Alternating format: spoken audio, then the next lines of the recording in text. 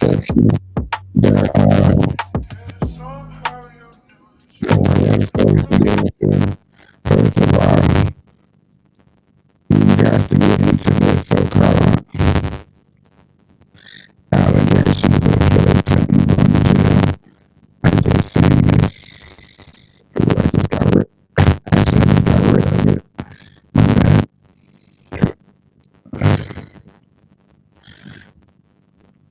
I think this is the era of time where people are definitely looking for somebody to take the blame and go to jail. I think we all want somebody or know somebody going to jail. You always hear people say, man, I wouldn't wish jail on my worst enemy. You always hear these stories like this, but then you see people literally lusting their friends away.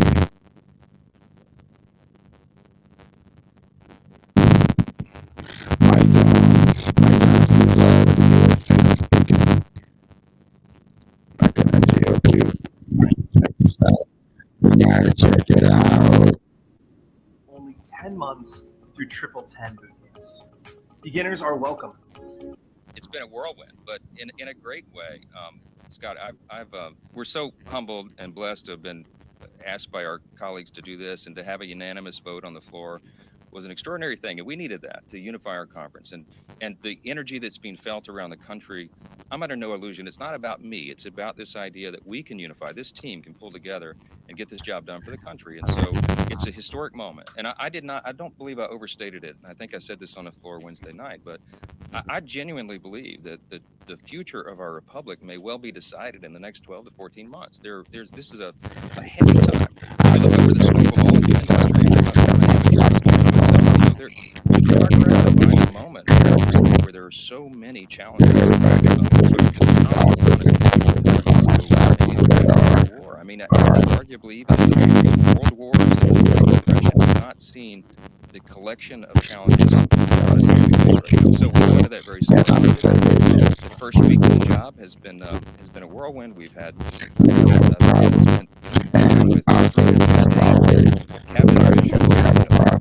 secretaries of defense and the chairman of the Joint Chiefs and individual members of the Senate and collectively and everyone.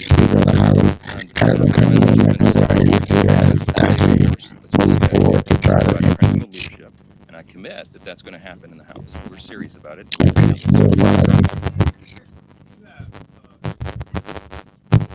That's why I kind of figured, man, this is a mic check one too. I'm trying to start over real quick. Make sure everything's okay. I've thought a lot about it, but I'm not going to review it. But we have some great candidates to chair that commission. And by the way, it will not only be bipartisan. I don't know if you noticed, but when I mentioned that on the floor, our Democrat colleagues applauded that as well. That's a very encouraging sign that this is not a partisan issue. The debt is something that we all have to contend with. And so it's not only going to be bipartisan, but also bicameral. So I mentioned I had lunch with the Senate Republicans yesterday. They were all...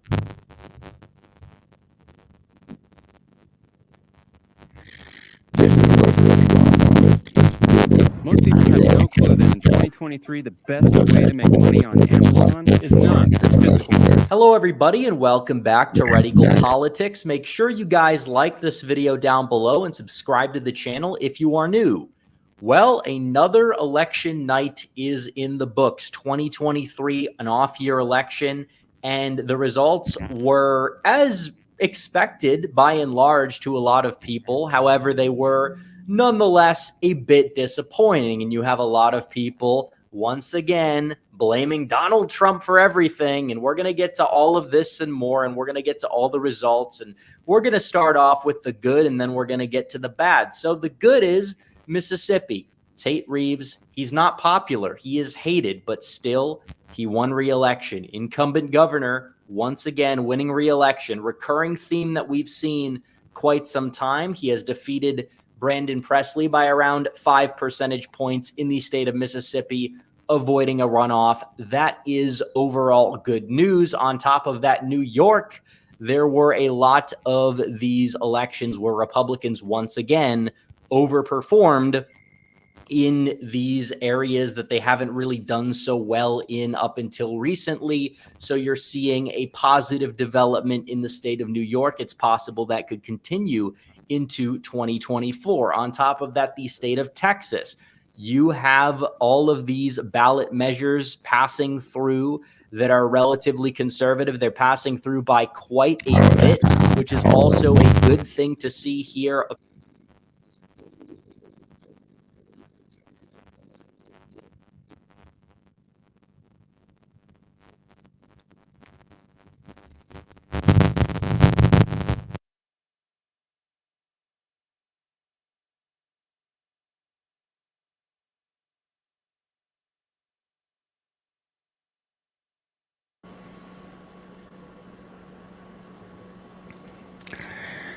Man, that sounded horrible. Yeah, so hold on. We having a little real technical difficulty.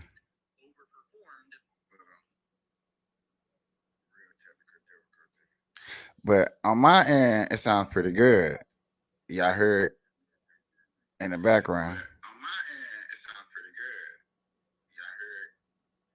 I wonder, did I fix it?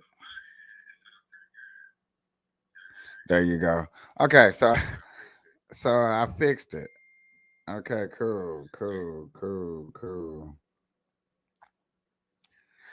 Hey, you knew we was gonna, knowing that I was gonna have a big long night, knowing that I was gonna have a night like this, I expected me to have some type of technical difficulties.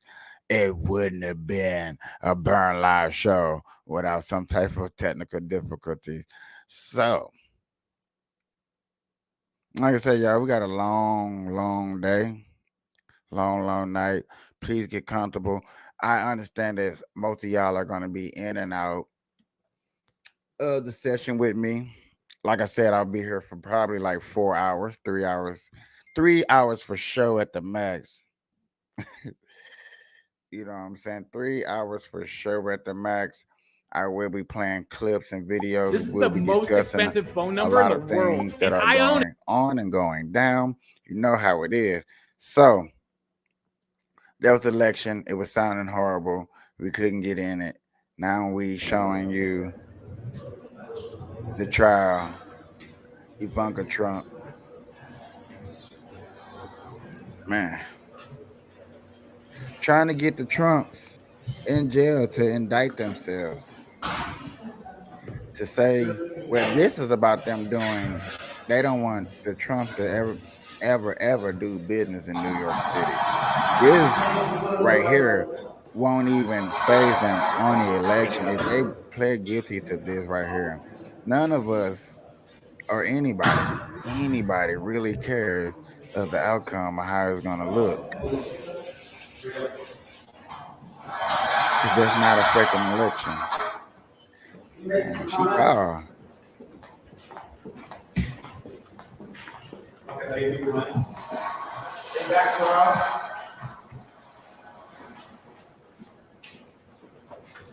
Ivanka.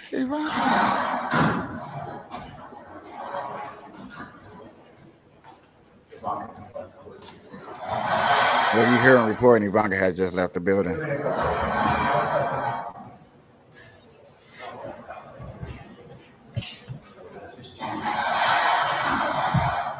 They want all the coverage. They want all the smoke.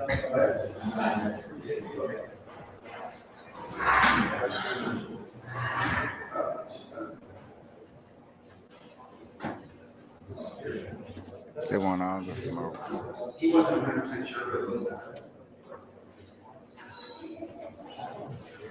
But y'all understand, like, this is only for just doing business in New York City. Like, nothing else after this can affect an election and stuff like that. That is the amazing part about this and where they're trying to take this trial. Like, it's really not affecting nobody.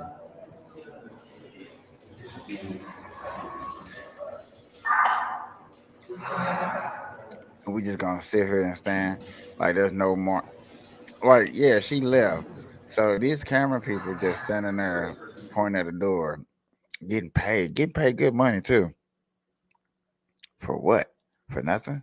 Sniffle, cough, cold For and flu. nothing. Oh no, Y'all you might as got well it say, too. if Get y'all fast not gonna relief with say it, Alka-Seltzer I Plus. said, they're sitting there getting What if you paid could for make a couple extra nothing. $1,000 a The month lady who using they one little app interview, who on they your phone? already Well, described, has both left. sides, and I negotiate something, and we'll end up with peace on that issue for the first time in 52 years.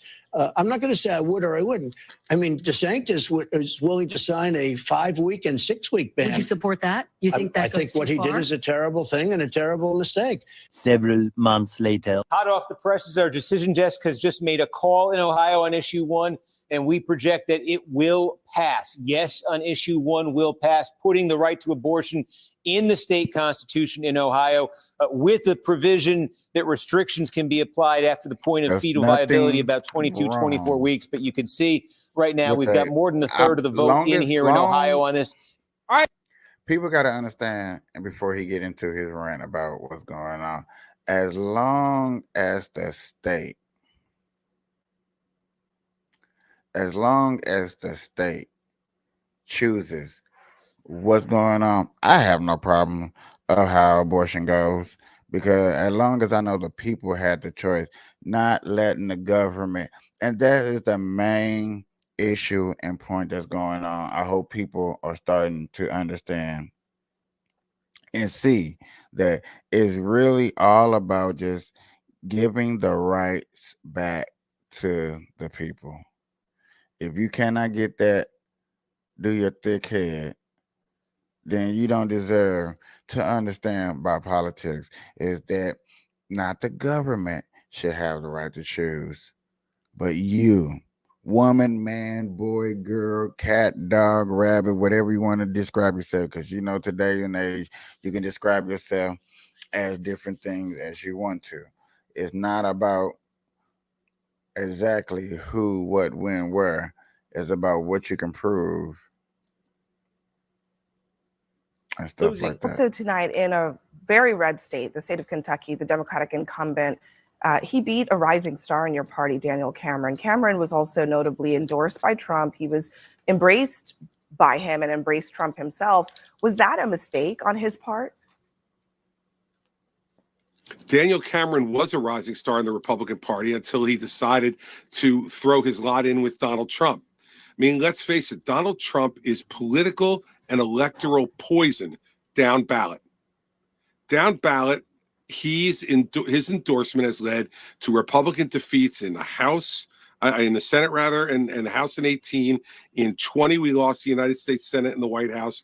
In 22, we underperformed miserably. And tonight, you're seeing us lose again. Daniel Cameron made a huge mistake by embracing Donald Trump and selling his soul to him. That's what he did. And the voters of Kentucky, very red state, as you noted, gave their verdict on politicians who sell their soul to Donald Trump. Yeah, so you see now, you heard that. Dang, Okay, so you're gonna have Team DeSantis. it's weird that, you know, people are going to go out here and choose their sides and stuff like that. And ladies and gentlemen, it is going down tonight. The debate is going down tonight. It's going down in a couple more hours. And in Florida, it's going down in Florida. It's really, really going down. I can't wait to go see it. I can't wait to be live with you guys and posting up stories and doing that. I just want to give a quick shout out to New York Cannabis for approving my video. Smoke One Up approving my video. Cannabis Club, New York, once again for approving my thing. Piehead Society too. Outlaw Smokers, Cannabis Lounge, Procession Nation. I'd like to give a shout out to all these people who liked it and shared my video. I appreciate that. I was trying to get the share out to like 97 like I did last time. Hopefully get a good share out. I also was trying to share out in my YouTube My YouTube be doing now. I know for some odd reason tonight, when we get further on into the debate, my YouTube is going to blow up. I'm hoping that Facebook and YouTube be more at an equal balance tonight. I'm really hoping and praying for that. That'd be so nice if I can get that balance. Because that other night, last time I had this night, I had a real one-sided. My YouTube page was outstandingly popping. And never Trumpers and other folks come out here and blame Trump for an election that was probably extremely tough to win, even in a red state like Kentucky, considering how the incumbent is a Democrat. It's very hard to defeat an incumbent. And Daniel Cameron was polling from behind basically the whole time, right? It's no surprise that he was defeated. And the election probably had less to do with Trump and more about what seemingly all the elections are about now in a post Roe v. Wade world, abortion, right? In which Kentucky has a trigger law that went into effect that Daniel Cameron supported that basically effectively bans abortion outright in the state with no exceptions. Andy Beshear, his Democrat challenger, ran on exceptions, right? On trying to have exceptions for abortion. Lo and behold, the guy that ran on the exceptions, right, that was less extreme on the issue, won. Now we got to look at Ohio, in which voters approved an amendment to establish right to abortion in the state constitution. This amendment won 56.6% to 43%. Young people overwhelmingly voted. So, the young thotties came out and voted on this issue. Okay, even older people as well, too, kind of voted a lot for this issue, too. Ohio being a state that used to be a swing state, but more so than before, it's been a pretty red state, okay, for the most part. But I think what is the most shocking here and really telling is what happened in Virginia, a state led by Glenn Youngkin, who is a Republican rising star. The establishment wants him to try to take down Trump, and the outcome of the Virginia elections would determine whether or not Glenn Youngkin could potentially enter the race. It looks like that's going to be put on hold as Democrats have swept in the Virginia elections to take control of the General Assembly. Now, this comes right after Glenn Youngkin came out and expressed support for a 15-week abortion ban leading up to this election. And that didn't work out too well. Take a look. As we entered this cycle, I had pulled together leadership and said, I think we should progress a bill that protects life. And so we've done exactly that. And I just wanted to make sure people understand what we would deliver. And the candidates that are all running have all agreed this is the bill that they would progress. And so I just think it's really important that Virginians have a clear choice. And I'm a man of my word. And this is what I told people. A clear choice. Okay, good morning, family. It was a big... Is what we're talking about. This is all that I personally asked for, is that we have a choice in the matter, that we get to choose what's going on. I'm okay with losing with choice. I'm not okay with losing with one side deciding the whole fate of what's going on. No, I do not appreciate that. I'm just gonna keep it real. I'm gonna keep it 100. When situations like that take place, I am somewhat offended. I'm somewhat skeptical. I'm somewhat optimistic. I'm somewhat trying to get a better understanding to see what's going on, because hey, I'm not gonna lie to you. If I don't like what's going on, I don't like what's going on. I'm just gonna keep it funky 100, which, y'all looking at me wondering what I'm doing while I'm talking. I am sharing out my YouTube page to different groups. But yeah, I don't mind, choice of state about abortion. I think this is heading in the right direction. Yes, we lost. I have no problem with that. I can stand on that all day long. I can leave with confidence. You know?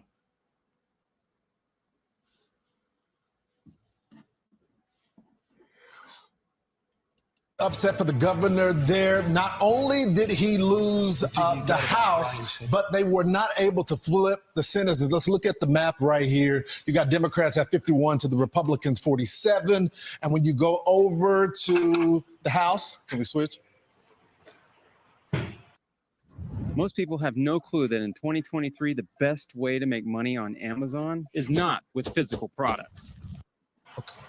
And then you got 21 Democrats there in the Senate, and then 17 Republicans in the Senate there. The big upset was one thing particular. When it comes to abortion, Republicans just weren't able to rally. Also, when you look at the issues such as crime and everything, they weren't able to run on that. When you look at also, the Democrats outspent the Republicans there. And when it comes to early voting, the Democrats really pounded the pavement there, guys. They did indeed, Lawrence. Yeah, a lot at stake. In Virginia, that was really a loss for the governor. And he traveled all over that state to all the different districts. They spent a ton of money trying to get the Republicans to win in both of those establishments. But the no abortion ban, I mean, I think that's what the voters said. What did he want, Brian? He wanted 18 weeks. Is that right, the governor? 16, I think 15 weeks. 15. And he also said, flip the House, keep the Senate. But he lost both. What an epic failure by Governor Youngkin. This is a huge loss for him, who everyone looked at, if not 24, which I thought was a long shot, definitely 28. But that's a tough state to win in, though, because you have equal amount of Republicans and Democrats. The number one most motivating factor was the issue of abortion in the Commonwealth of Virginia, because while Glenn Youngkin was trying to come up with a moderate approach, let's say 15 weeks, and then it would be a ban. And we should point out that wasn't on the agenda. That wasn't actually on the ballot. But, if you elect all these Republicans, I can get this done. It seemed like a moderate thing. But unfortunately for him, the people very loudly said, you know what, not interested in that, Lawrence. Yeah. So like I said, all of the conservatives who were attacking Trump for essentially taking a moderate position on this issue, because he saw how in 2022, the GOP lost the midterms literally because of abortion. You owe Trump an apology, a big apology, a huge apology, because in a post-Roe v. Wade world, it seems like this issue right here, this lone issue is destroying the GOP, right? Because apparently the 304s of America, the thoughts of America, the garden tools of America have more political juice. They have more voting power than the pro-life movement. And I take no pleasure in saying that, but it's time to have a come to Jesus moment with the conservative movement. And did he just say come to Jesus moment? Abortion, which at this point is a political loser. And it is clearly obvious that's the case. We have so many data points proving it, but yet you still have people like Matt Walsh, who is essentially denying reality, for a guy whose whole platform has been built on the reality of gender and acknowledging reality. When it comes to this issue right here, reality seems to escape him. As he put this out here, he said, before you tell me that the pro-life message is a political loser, answer me this. How many Republican candidates fought back hard and effectively on this issue, actively went after the left, ran ads attacking their opponent for supporting the dismemberment of fully developed infants, which nearly every Democrat does, and actively countered the left's pro-abortion narrative with a strong and affirmative pro-life narrative? It seems to me that the pro-life message is being blamed in races where the pro-life message was never even articulated. Has anyone ran an ad saying, here's what happened in the third? This is crazy that we're going to get mad because we're losing. Matt Walsh is going to be one of the people that do get upset because of the situation. Yeah, I am going live for 5 hours. The debate is tonight. Debate is tonight, so we will be going live for 5 hours. I will be talking about a lot of things. I will be here for a long time. Please get your popcorn, get your blunts, get your weed, go get anything you need to get comfortable. Please, it's we're gonna be here for a minute. It's gonna get deep. I probably look like I'm running out of stories to tell after a while. I'm probably gonna be venting about things. I'm probably gonna be a lot of things to discuss and talk about and break down. Plus, we're gonna be smoking a lot of weed. Hey, we're gonna be smoking a lot of weed. I'm 30 minutes into the show. I'm already half an hour late because it's 3 o'clock. I think we got 2 more hours for the debate actually come on. And so, yeah, I might be a little early. I might be a little early. So that's good. Like I said, it's really going down. I'm gonna be here for a while. Got a lot of things to discuss. Burn Live, y'all. We will be marijuanically keeping y'all connected on these stories. We will be hashtagging these red eyes, making sure that we can somehow try our best to change the viewers I read. Ladies and gentlemen, 30 minutes into the show. Let's get one of these spliggity, bliggity in the air. You know what I'm saying? Come To get back us and watch football all season prepared for our long, next live video and that's cable coming free up. with YouTube TV. From Now, these videos that I do be There are playing trucks, are and then just there's just the videos and GMC Sierra. creativities that other Available people with have the put. But I And do we've got to talk. have an agreement with some of these videos I do play or I wouldn't play them. I agree with these videos. They on the same ideology as me. So let's get this blunt in the air. Cheers. Ladies and gentlemen, if you're about to take a dab, I need y'all help. I'm going to be here for a long time. I need a good reason if we hear something special during the debate to take a dab. Please put down in the comment if you can find a reason.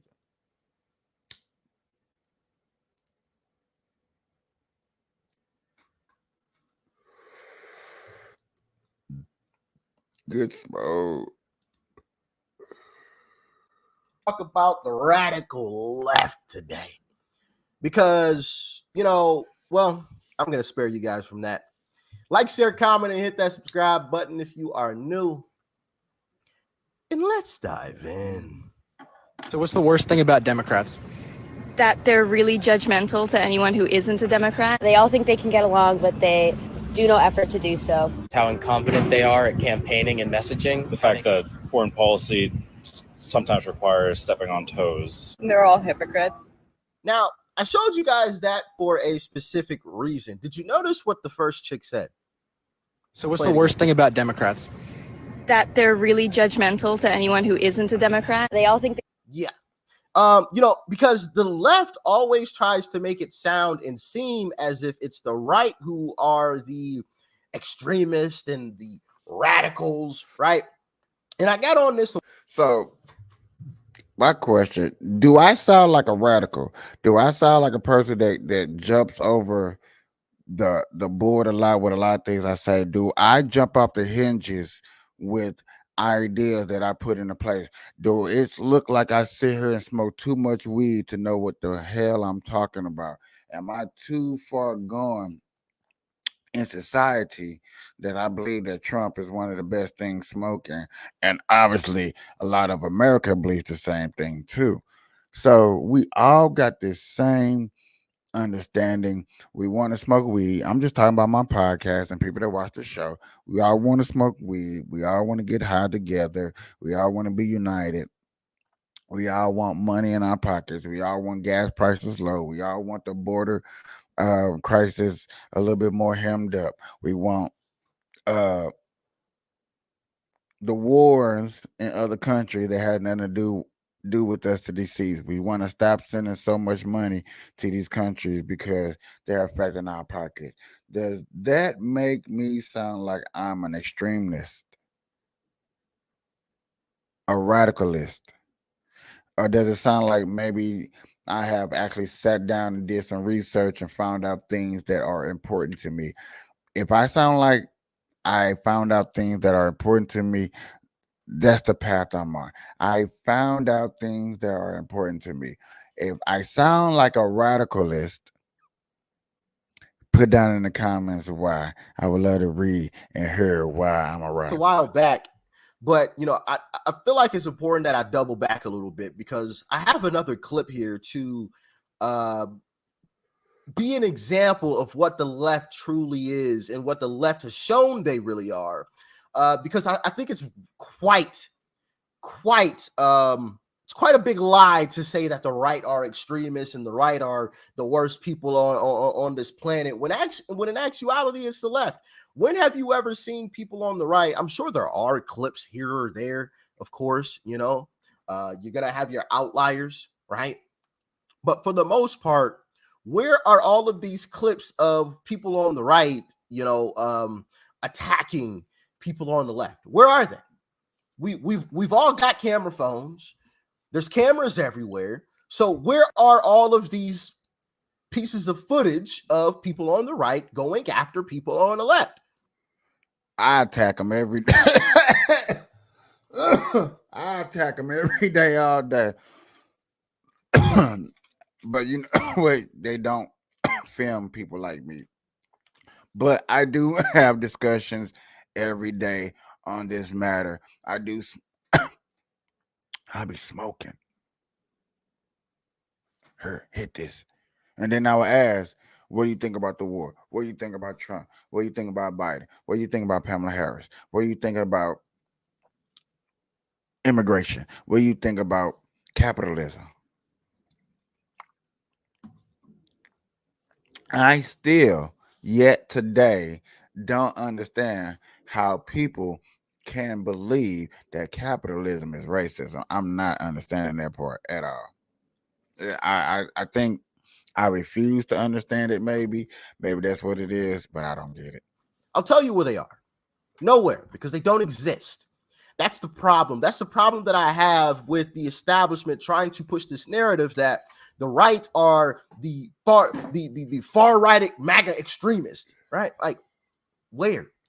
How are we extreme? Explain that one to me. Because we have unwavering support for someone? Is that why we are extreme? If that's extreme, then what do you call people that burn and loot and pillage buildings? What do you call that? If we're extreme, what do you call that? I just have a simple question. You know, it's quite crazy. Y'all can't say that that's we're not called a the bad question. extremists That's when a you good got question. people, That's a very leftist good folks question. like this that I'm about to show you walking the streets. Check out this guy yelling at what do you would call it, a poll greeter? You know, a guy that's I seen this handing video. out Republican flyers. Check this out. Yeah, I seen this yesterday too. I think I seen this like right as I got off the show too. I seen this video, not this commercial. Olá, tu gata na minha varanda. Hi. When you fucking people tried to overthrow the election, you might as well have been walking up to my head on the way to the polling station, putting a gun in the head, trying to tell me not to vote. You expect me not to take it personally? You fucking try to overthrow elections with violence, and then you're out here among decent people. Thanks for what do coming you have out to say that, huh? What's on your what are your policy prescriptions? Have a nice day. You've It's rights. Yeah. Involving yourself in people. Now, ladies and gentlemen, I know y'all looking at this and like, I ain't see nothing violence, and I didn't see nothing violence. It's amazing how people want to paint us a narrative, paint a picture, and say things are happening, but then when they get confronted, or we confront them, and then we film it and we put it on camera, you see only one side.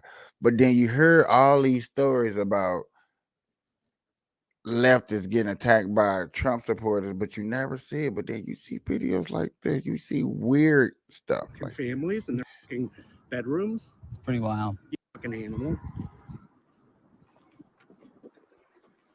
You try to steal my vote next year, I'm gonna remember you personally. Thank you. In fact, I'm taking a fucking picture of you. I'm taking a fucking picture. Is that all right? Yeah, you Permission? can. Yeah. It's a one-party state. Yeah, one-party state. But you see, you want one-party you see my boy. You see us with the camera. We cool, calm, collect. We just understand it. We let him take a picture. not arguing, not yelling. Can't catch my breath. But these are the things that we are conceding with. we are showing with, you know what I'm saying, compassion for everybody that takes the time out to vote, not trying to say and prove a point or make people feel some type of way. It's never, ever, ever about making people feel some type of way. And that's what I want people to realize. That's what I would love for people to realize. That we never try to make people feel some type of way.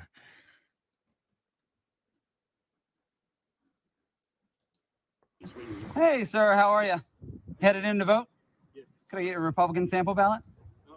Sure, thank you. You know, try not to be buddy-buddy with these people because they put on the face of a good. Do you actually I mean, a lot of people watch this and probably like, I don't know if you don't understand or do understand. Like, there's people that's gonna stand outside any place that you vote, and they're gonna give you a one-sided ballot to vote, so to help you choose and pick easier, just in case you was a little confused about something. That's all that is. It's just something to help you pick and choose what ballot. It's not helping you sway your vote. It's not telling you who to vote for or nothing like that. I wish people would stop doing stuff like that or making up lies like that, because that's not what that is. I just want to really put that out there real quick before we kept going and people like, I'm really not understanding what's going on. And that's really what's going on. Neighbor, but they support lynch mobs or the KKK or their Bible. He said we support lynch mob and the KKK, which the KKK was funded by Democrats. Keep that in the mind. Keep that in the back of your head. Keep that in your trust fund pockets when you're thinking about who's funded who by some KKK. But understandable, Now, yeah. of course, I did see that yesterday. That's not nothing big. That's just people that have a little shithole feelings. I know they want us to be careful with the cussing, but I think I done came to the point to where I should be able to cuss on her and say what's really going on or say how I feel about a situation, because hey, it goes on. Now, I've been looking for this lady I just wanted to ask for a long time, since we've been talking about abortion and abortion comes up and I'm not scared to discuss something. I always been looking for this lady because I always see her on reels and shorts. But here's a lady who breaks things you, down do you know so what the much difference is easier between a baby about and a fetus? abortion and stuff like that. It's a great question. Do you want to Can answer? you Would you like to answer define what fetus means? Or where it comes from, or what the root of that word is? So I've been hearing this, and this has been going for years. This word fetus is a terminology, is a word that they use to basically get you in and out of a situation that you're in for as this abortion situation. However you choose, if you choose for abortion or you choose not for abortion, they normally use this a fetus word right here. My guess would probably be a human, basically some human cells that have begun to differentiate into what we would consider a human. It's further past a fertilized egg, but it's not a viable human being or a living human being. It's still attached to the mother's resources. So this is a really common question that we get on college campuses and online. The word fetus is Latin, and literally all that it means is small person, small human. So when we're talking about a fetus and we're talking about a baby, they are completely synonymous. They mean exactly the same thing. I don't think that's what she was asking. I think she means biologically. Biologically, the difference between a child in the womb and a child that's been born. There's no biological difference between a child in the womb, a fetus, and a child after the child has already been born. The only thing that changes is their location, because at conception, Well, If you disagree, if please come to you the front. disagree, please come and ask a question. Okay. Oh, You're okay. welcome to say too. That's fine. But that's not a lie because I actually just put it into Chat GPT. Just put in what is a fetus. The term fetus refers to the stage of prenatal development that begins at the end of embryonic stage, usually at the 11th week of gestation, continues during birth. During this fetal stage, the developing organism is called a fetus. It undergoes significant growth and development, including the development of major organs and systems, the growth of limbs and facial features, the development of This is the problem right here. When you want to deny facts or science, and the lady's reading you nervous system. facts. The fetus is sustained by the placenta, which allows for the exchange of nutrients and waste between the fetus and the mother. At birth, the fetus then becomes a newborn baby. Interestingly, you posed in your question the idea that there were human cells that had not yet developed into a viable human being. So if we're talking about human cells, we are talking about a genetically unique, biologically human being inside or outside of the womb. And it's not just us that say this. I studied biology. I was a biomedical sciences major, but across more than 1,000 academic institutions, 96% of more than 5,500 biologists, most of whom with a PhD, believe that life, human life, begins at fertilization, biologically. And before you think that that's a pro-life lie or myth, 85% of those 5,577 biologists would self-identify as pro-choice. 89% of them would self-identify as liberal, and 95% of them have PhDs. The vast majority of them were also non-religious. So just biologically speaking,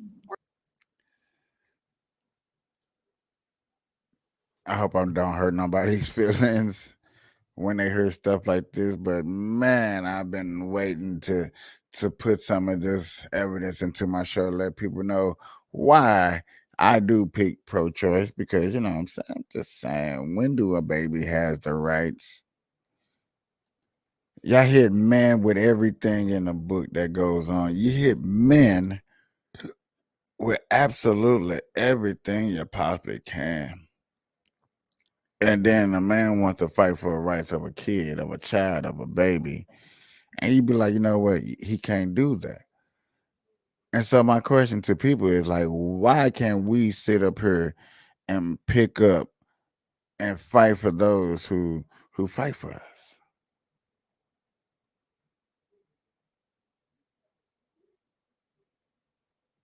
Ooh. Now, here's a Democratical lady who's going to explain some stuff to us and is just going to get us on our path to righteousness. Our path to education, because we're not educated enough to understand. This lady was on the ESPN. She did a lot of good things. And now great business, I feel away. So I'm going to tread lightly with this week's topic because I'm inserting myself in another city's business. Now, last week, social media influencer Keith Lee set the city of Atlanta on fire. For those unfamiliar, Keith Lee is a well-known social media food critic who has millions of TikTok and Instagram followers. A glowing review from him has changed the courses of small businesses literally overnight. Now, in Atlanta, Keith basically exposed a classist restaurant subculture that seems anti-customer and in some cases very anti-Black. Some people were so upset about what Keith shed light on that they not only threatened some of the restaurants he visited, but they had the nerve to threaten Keith and his family over some fucking food critiques. And as of the recording of this podcast, Keith is shutting down his food tour. You can disagree with me. You cannot like what I say.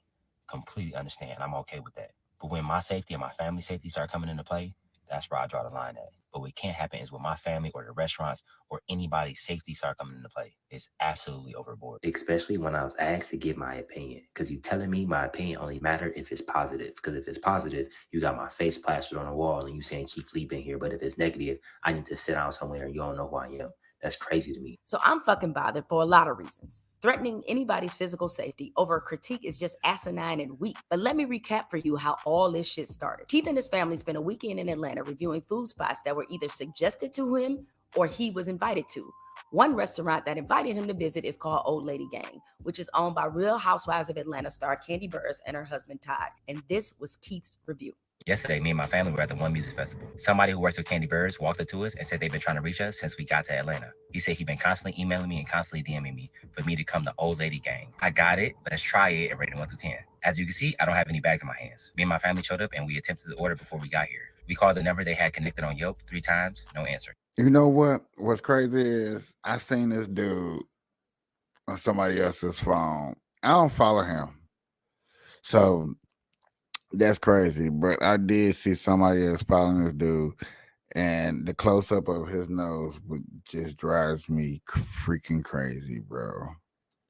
We tried to order through DoorDash and they said it was temporarily closed. So when we pulled up, I sent my family in to order for us. They said on the weekends, due to being busy, they don't do any takeout at all. They do to-go orders? No, we don't do to-go on the weekends.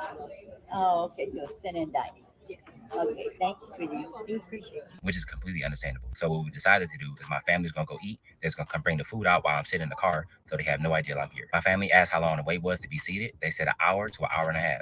Yes, hour and a half. Okay. She also said they didn't have any reservations available. So they didn't take down any number, any contact information, nothing. Now, considering that you couldn't call ahead to order, they didn't take reservations, there was an hour and a half wait, and they never took any of their information. I mean, what kind of review would you expect? And on top of that, things switched up real fast when Keith himself got involved. My family then came and relayed that message to me, and I decided to go in myself. We walked in and we were greeted by a nice young lady. And then I met some amazing people who were eating there, and we took some pictures. God is amazing. As soon as me and my wife were done taking pictures, the lady said the table was ready.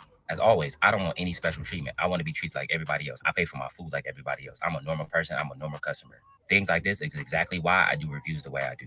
Just because I have a certain amount of followers on social media don't make me different from nobody. Considering all those circumstances, I personally think Keith was pretty gracious. So far, not gonna lie to y'all, I'm agreeing with both persons on how they approach and do what they had to do their reviews, because like you said, just because I got a good following, I don't want to be treated no different. I want to be treated like a human being, and I totally agree. And I totally see why she did this story and the way she formatted this story. Totally get it. Totally understand. Now, Candy did respond with class and apologize, explaining that the restaurant doesn't take orders on the weekends because they're too busy and don't want to overwhelm their workers. But she didn't really address how that hour and a half wait time went to 5 minutes because he walked in. Nevertheless, from a PR standpoint, Old Lady Gang didn't handle it too badly. As for the restaurant, The Real Milk and Honey in College Park, they clearly weren't advised correctly on how to handle a crisis. Before we came, we attempted to call our order in. We were greeted with an automatic message that said they do not take call-in orders. The automatic message said the only way you can do pickup is through DoorDash. We went through DoorDash, they was closed. But online, it said they closed at 5 o'clock. We went on DoorDash at 4 o'clock, but we were already here, so we just went inside.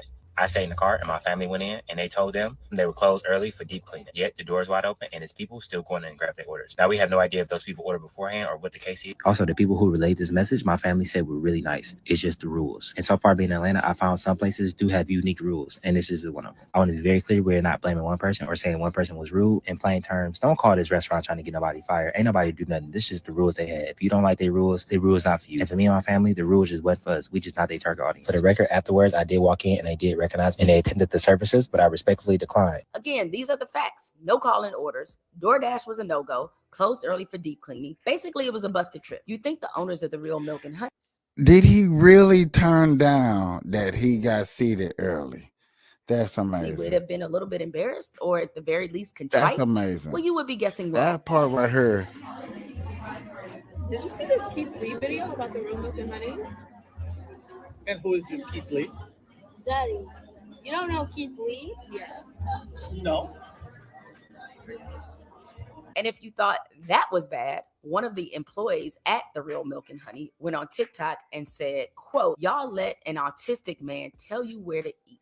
Keith Lee is a good Christian because, boy, I would have spent the next 6 months frying that place. But by all accounts, Keith is a good brother who in all of his videos goes out of his way to give these businesses a break, even though some of them clearly don't deserve one. He makes sure to also instruct his followers not to call these places and try to get folks fired or to take his experience as gospel. Let me be clear. All of his experiences weren't bad in Atlanta, but after his experiences went viral, it touched off wide-ranging conversations and debates about Black businesses, Black customers, what our expectations are of each other, and this trend where Black restaurants in Atlanta, though I think some of this happens in other major cities like DC and Houston and Miami, but how these places basically brought club culture to the restaurant industry. Here's what some of the folks from Atlanta had to say about Keith Lee's experiences. I'm so glad that Keith Lee is talking about these Atlanta restaurants because there is a reason why I don't go out to a lot of restaurants here. Story time. So this past week, I went to a restaurant for my friend's birthday. And this is the reason why I didn't act a damn fool. It was her birthday. So another friend in our friend group handled most of the issues because I just wasn't in the mood. From the time that we sat down and ordered our drinks to the time that my drink actually arrived, it was an hour and 18 minutes.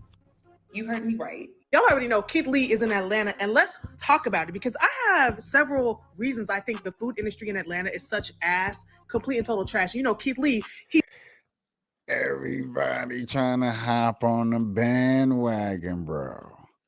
That's the problem. That I'm like, is these stories factual, or are they just saying away real quick? Let me hop on it real quick. I don't know how to take this. I don't know how to take these stories. I don't know how to take these stories. I can take the man's story because he's doing his thing and something happened tragic to him. But everybody else want to come out with their little nice little stories all of a sudden. I don't know what to say.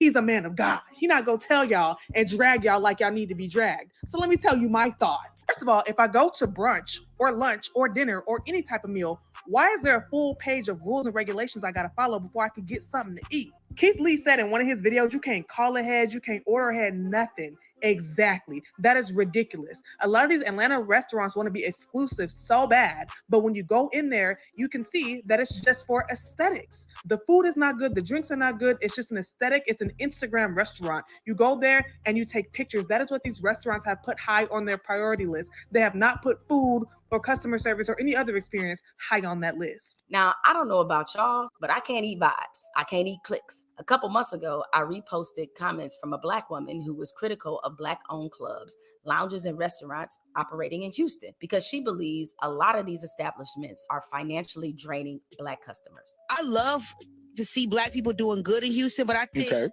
now it's to the point, it's like we're burning our people out financially with a certain lifestyle. Oh, that's a good topic. And I'm not catering. I don't like that. You know what I mean? It's I nothing like wrong with that. getting money. Okay, so but it's our people from what I can tell. This is what people would probably like me to sit down and talk about too. And so like lifestyles of the clubs and this is where you be like conservative.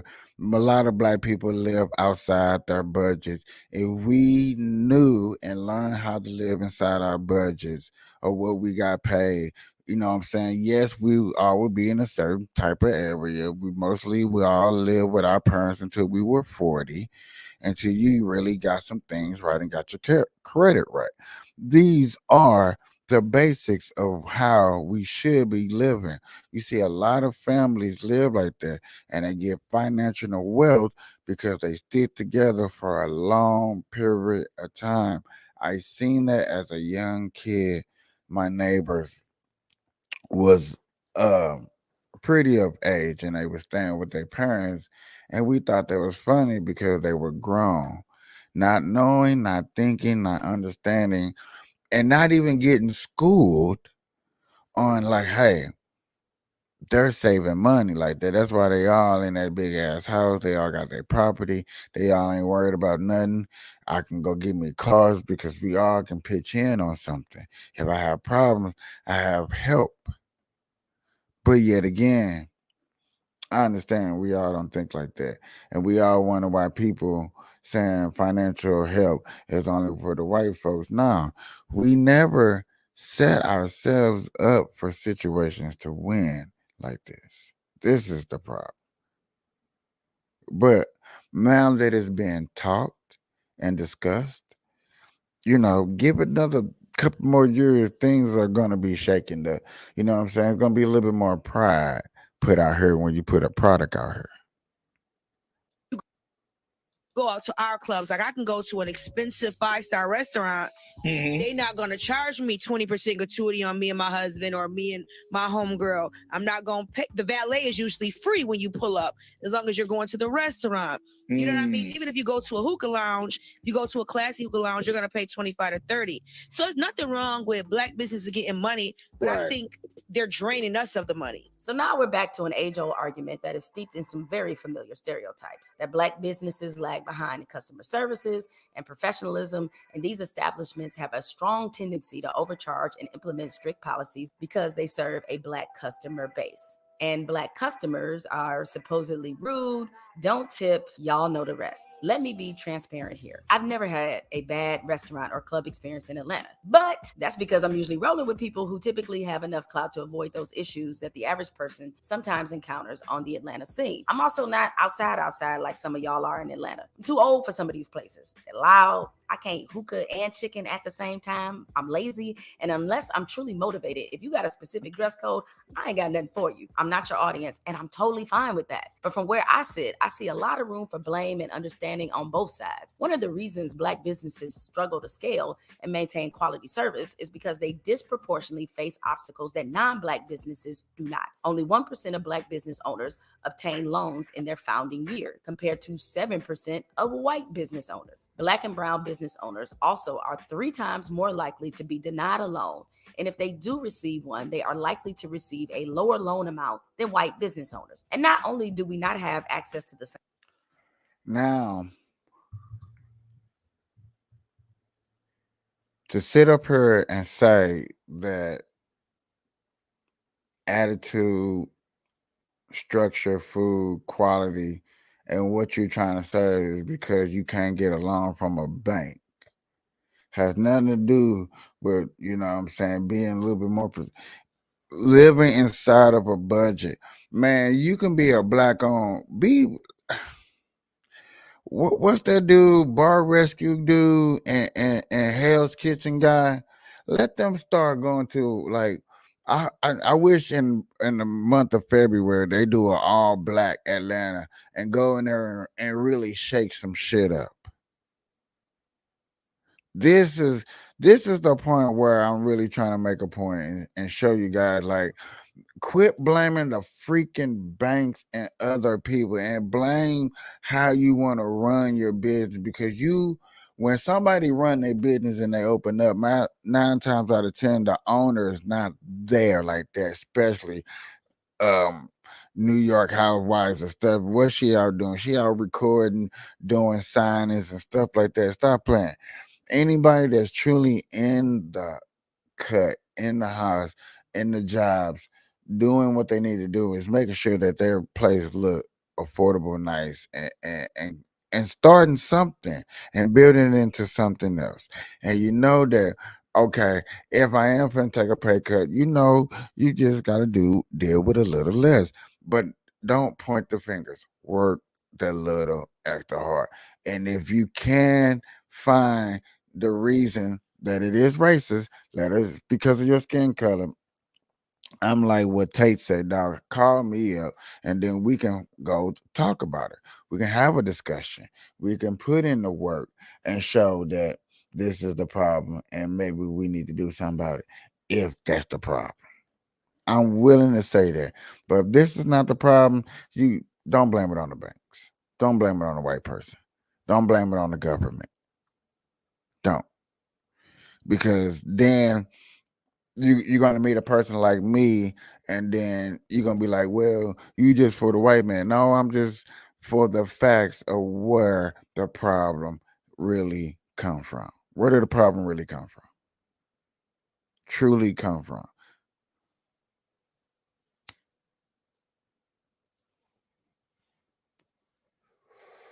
We got a problem with a business because the business is run function. Let's find a problem.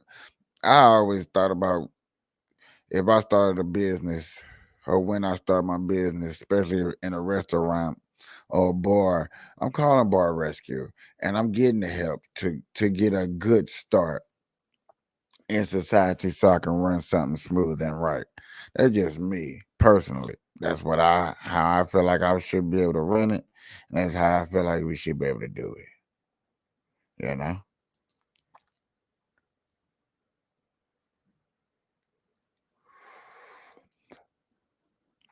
Hey y'all.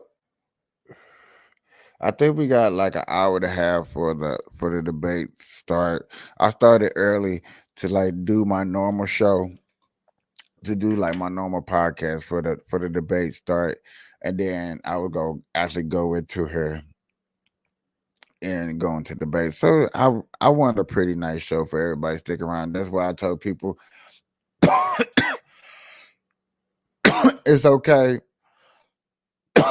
if you know what I'm saying you want to come back and do some other stuff. But yeah, I'm gonna be here. I'm gonna be live for a minute before the debates go on. I appreciate. But back to this story and saying that black businesses is not running successful because of banks.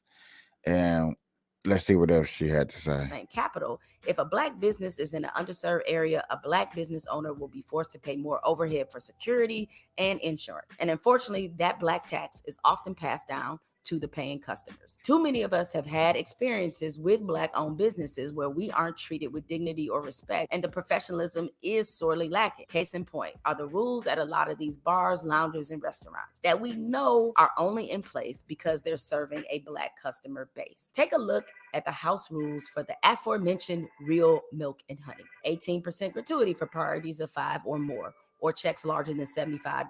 No reservations, no menu modifications. So if you have a food allergy, oh well. No parties larger than 4 or more. 90-minute limit on a table and no waiting area inside. So your ass is just basically going to be waiting in the car if you have to wait to get a table. While at white-owned establishments, you see some of these same policies, automatic gratuity for big parties, and in some cases, any party. Also, a restaurant not taking reservations isn't unusual, but I'll be honest, rarely at these sort of white-owned spots or places where white folks frequent is there a time limit on a table. Rarely do I see an entrance fee just to get in the restaurant. Additional charges for condiments. If you want people to be committed to supporting Black businesses, you can't be charging us 25 cents for air once we step into your spot. I hate to say I agree with her, but I believe it's the painting of the picture where she puts the racial dividing into the picture, and I'm like, I don't do that. Don't put the racial point into the picture. Just state the facts of what the problem is. A 90-minute eating at a table. Who takes 90 minutes? You know, people want to eat and chill and enjoy the taste. Not worry about how long we is here to eat because you got more line. Okay. All right. Now I can. I'm not even finna go further. We played a lot of this video and understand. Maybe this is the reason why I haven't went to Atlanta. Cause I'm not saying that I don't have time for that type of experience, but I definitely don't want to go through an experience like that. Like flat out. Like point blank, point period. I am not trying to go through no. I'm not trying to go through nothing remotely like that. Not telling me I'm gonna eat 90 minutes, but understandable. If you're popular, if you're overpopular and you're doing it and you're busy and you know you can't find a place that's big enough to hold a bigger venue, then you might have to do that. You might have to.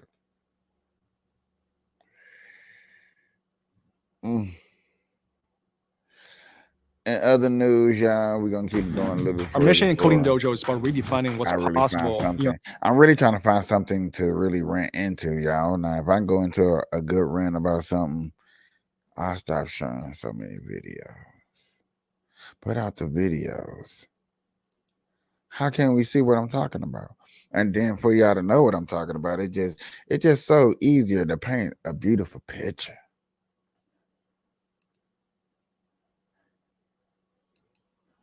I think so. In other news, y'all, check this out. Let's see what happened. Fine in a New York courtroom as the fate of her father's business empire hangs in the balance. The former Trump Organization executive is not a defendant in the $250 million civil fraud trial. An appellate court removed Ivanka from the case earlier this year, but her father and 2 adult brothers, Eric and Don Jr., and their company are defendants accused of participating in a decades-long scheme to inflate assets to secure more favorable loans. Court just broke for lunch. Kara Scannell has been there for the testimony. What has been revealed so far, Kara?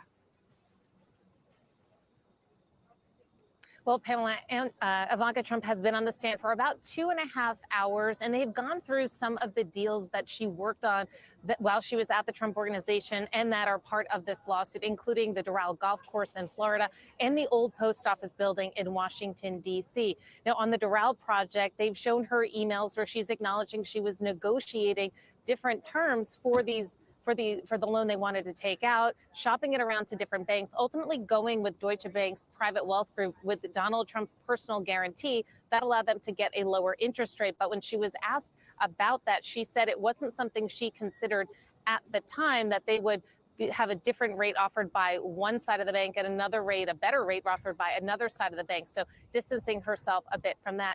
They also talked about an apartment that she owns here in Manhattan, a penthouse that had an option to buy it for $8.5 million 1 year. In her father's financial statements, it though was listed at $20.8 million, so about 2.5 times more than what her option was. When she was pressed on that, she also distanced herself, saying, I wasn't involved in his statements of financial condition, so I can't say what it took into account or what it didn't take into account. Now, when we moved over to the old post office building, this was the deal she was heavily involved with in negotiating, getting the deal from the GSA, the federal government, and also in financing the loan of this. So they started to ask questions about this. We're focusing her in on the proposal that the Trump Organization presented, which included Trump's financial statements, as part of their proposal. So she was shown some emails that indicated that GSA had some questions about the financial statements, that they did not adhere to all the accounting rules. They were really pressing her on this, asking about a meeting where she attended in Washington, D.C. with her father about this. And she said that she didn't recall them speaking about the financial statements in that meeting. Instead, she said they were talking about the vision for this. And she was making comparisons to that old post office building that they eventually converted into a hotel, and the Plaza Hotel in New York. One of the assistant attorney generals questioning her became frustrated because he was saying that she seems to be able to talk at great lengths about things like the Plaza Hotel, but when he asked her a direct question, she doesn't necessarily recall the answer, because as they've tried to pin her down on some of these specific emails, she has said she doesn't recall receiving them. She says she's not saying that it didn't happen, but she has no memory of it. So her testimony being a little bit in contrast to her brother's, where she is engaging more in the conversation. She does seem to remember more details of them, but also she's saying that she doesn't recall some of these specific details that the Attorney General's office is trying to get down. But again, as you said, she is not a defendant in this case. So this is not questions that are really going to her state of mind, more that they're trying to just get some of this in the record, that there were some questions from the GSA about the Trump's financial statements. And that is because the Attorney General's office is trying to use that as far as what they want to collect in terms of damages or ill-gotten gains in this case. So they have already shown documents that show that Trump had sold the old. If she laid it all out there for us. We get to see what's going on. I don't see how that's going to hurt your boy Trump. Or if you're looking for this case right here, which I know a lot of people cannot be looking for this case right here to hurt Trump. This is just another way to tie him up for his campaign. So he's like, hey, you know what, I can't campaign. Yeah, I'm gonna get into this other story real quick.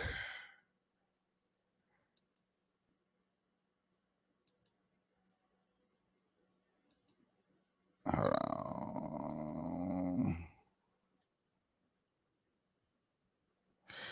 I'm gonna get into this other. I'm gonna get into the main topic just to give people somewhat of a warm up of what we're gonna be getting into. What the main reason why people came here, and stopping by. Appreciate everybody stopping by. This is for the debate. I did go live early for the debate, and only reason I went live early for the debate because I wanted to actually put on my actual podcast show before the debate, kind of making it a little special, make it early, get some people in here getting to see what type of hard work I try to put in or what type of show I put in. Now, like I said, y'all, this is a marijuana channel. We are supposed to smoke weed, cheer, have a good time. And and just learn and see. Spread this if you would like to. I'm never gonna ask for no money because I'm not monetized for one, thank God. So none of that. YouTube and Facebook don't give me no check. I'm not looking for a check. I just do this out of kindness of my heart. I love politics and I love discussing it with you people and everybody that sits here. I love smoking weed. I love having debates and conversations and anything like that. I do have a chair next to me.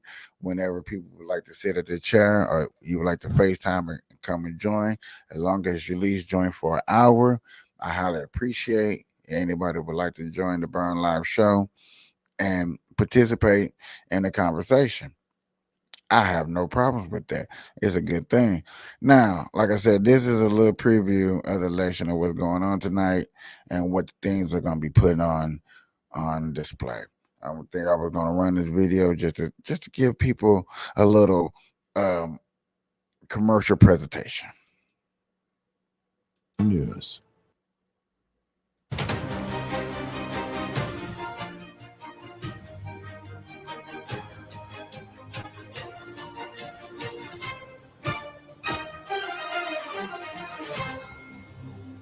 Anger politics should end right here and right now.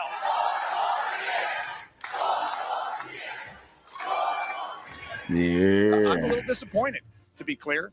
Ohioans United for Reproductive Rights passed issue 1 and put Ohioans back in charge of their decisions about pregnancy and abortion. Nikki's running in the moderate lane, the never Trump lane, and frankly, that will not unite our party. Ron has done a good job as a governor of Florida, but at the end, his campaign has been stuttering and stammering. Hello, I'm Major Garrett in Washington. Welcome to a special hour-long edition of America Decides. Let's remind ourselves of this basic fact.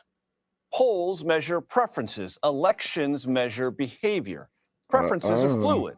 Elections are behavior that confers authority. Polls can and sometimes do capture a direction, or as they sometimes do, miss it by a wide margin. Elections, by contrast, declare They hard really choices. finna get into this. They or really that. finna get And into yesterday, this. from Virginia to Now, Kentucky, this is Pennsylvania probably to Ohio, this should the be news a was night. not good for one party. This should be a night where you really see shots getting fired at people. If you really don't see shots getting fired at people tonight, talking about who doing what and who can't do this and who ain't did that, this is the night to see that. This is where you really should be saying no holds barred. I'm just saying. If you see any type of hose barred, then we're gonna have a problem. Because you're trying to get your candidacy, you're trying to get your guys up in here, you're trying to get your peoples, you're trying to get your donors. And that's what it's about. It's really trying to get your donors to say, okay, you know what? I need him.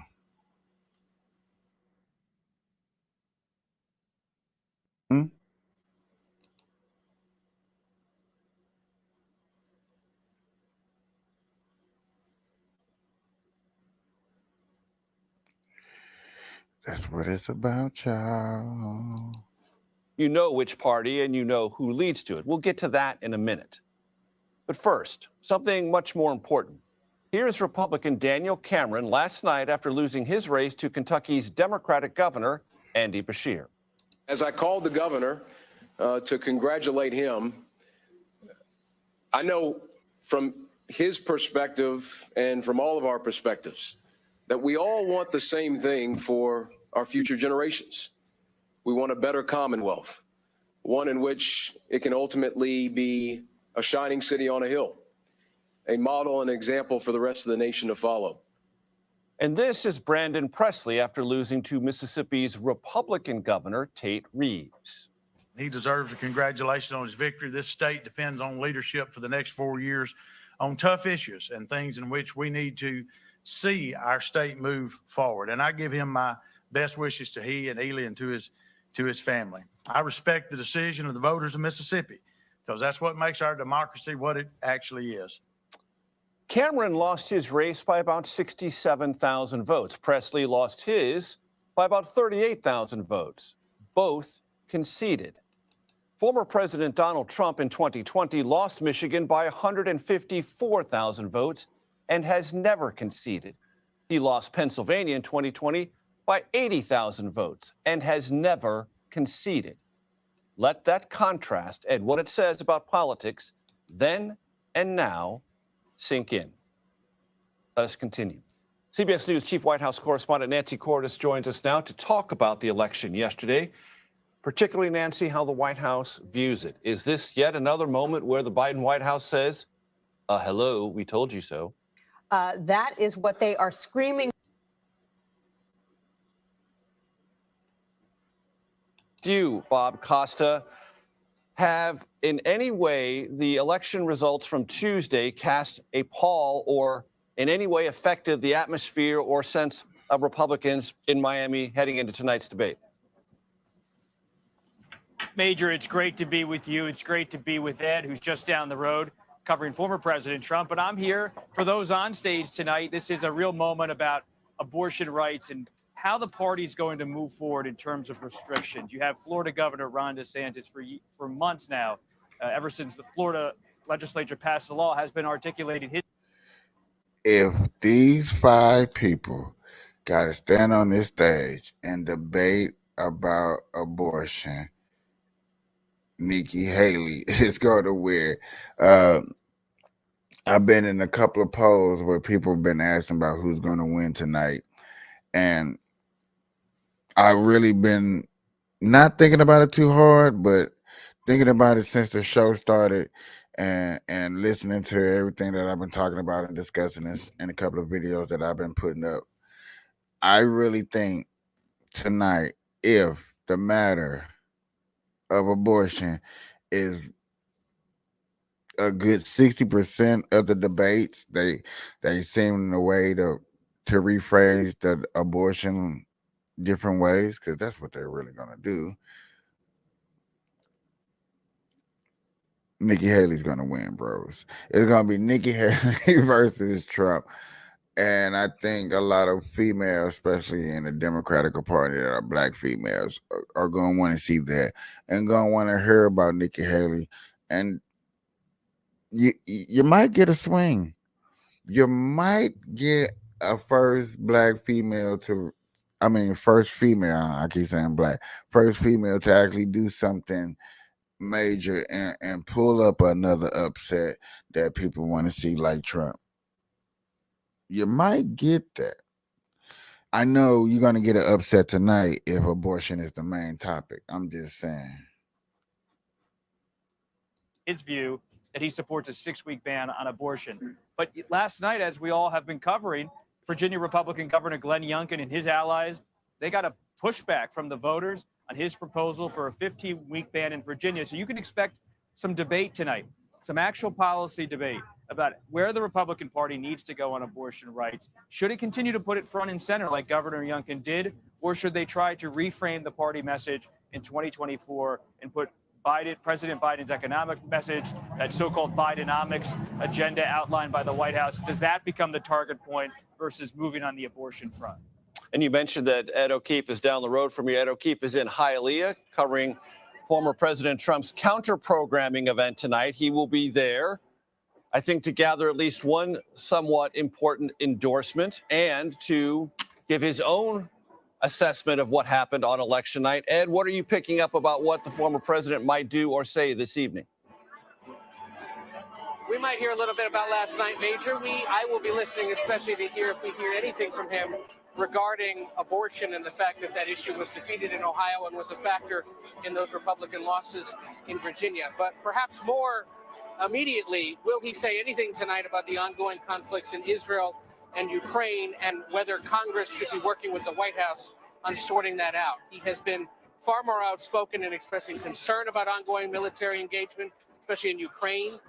But does he continue to amplify and push for the strategy that Speaker Johnson has adopted to require that Israeli funding be offset by something else and, in essence, slow down the money getting to Israel, because remember, lawmakers are more likely to be taking cues from the guy who speaks here tonight than the guys that speak down the street in downtown Miami. He's got about, he'll probably hit four figures in terms of a crowd here tonight, which would be about what is going to see the five other contenders in the Opera House in downtown Miami. His son, Don Jr., is here, among others, Kerry Lake, the Arizona Senate candidate, and as you mentioned, Arkansas Governor Sarah Huckabee Sanders set to finally A lot of endorse people him. at The the Trump Trump world has been rally. waiting for this endorsement, not terribly pleased that it's taken this long, given that she, of course, was the next most visible face in the Trump administration after him. But the governor now coming here to Florida tonight to offer her endorsement in what really is the heart of South Florida Trump country, Hialeah, Cuban-American, Venezuelan-American community, where a lot of the change in this state politically began because they liked what he was saying about the fears of socialism and how Democrats were embracing that ideology. That word, of course, remember, rings so much more with this community, given what they fled in Cuba, Venezuela, and other parts of Latin America, Major. Robert Costa, let me ask you, what is the sense this evening, heading into this debate, about how much this evening's presentation will be about a clash between Nikki Haley and Governor DeSantis? This game. Man, I should have paid for my YouTube prescription. That's the talk here among so many Republican strategists, that it's going to be about Governor Haley and Governor DeSantis. Though don't say that to allies of former New Jersey Governor Chris Christie and others on stage who say, hey, this race is fluid.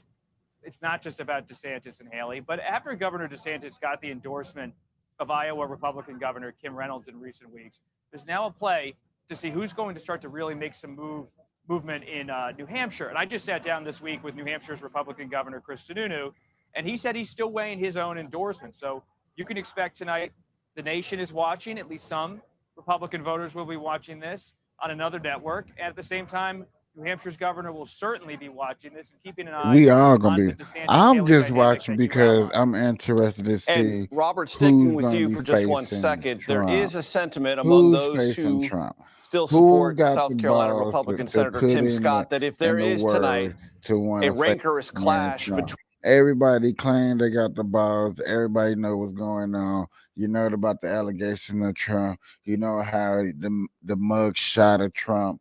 Everybody know you cannot out rally Trump.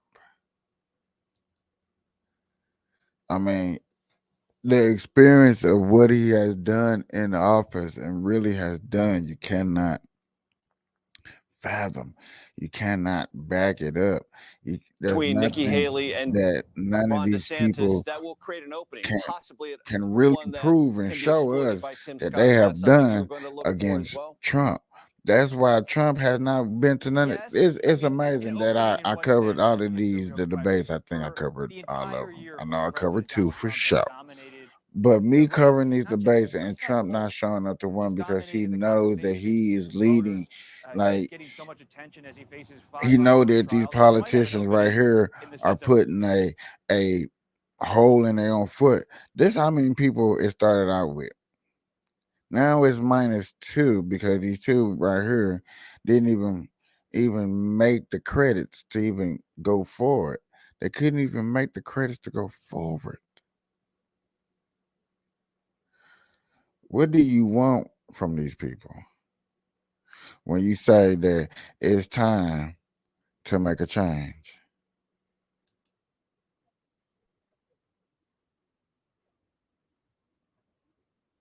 Is it really time to make a change and see that these candidates right here that we are looking at are the people that we want? Now we know that 61%. I know that 61% guy because we know what he did. DeSantis, if you live in Florida or if you heard about Florida, you know what he has done.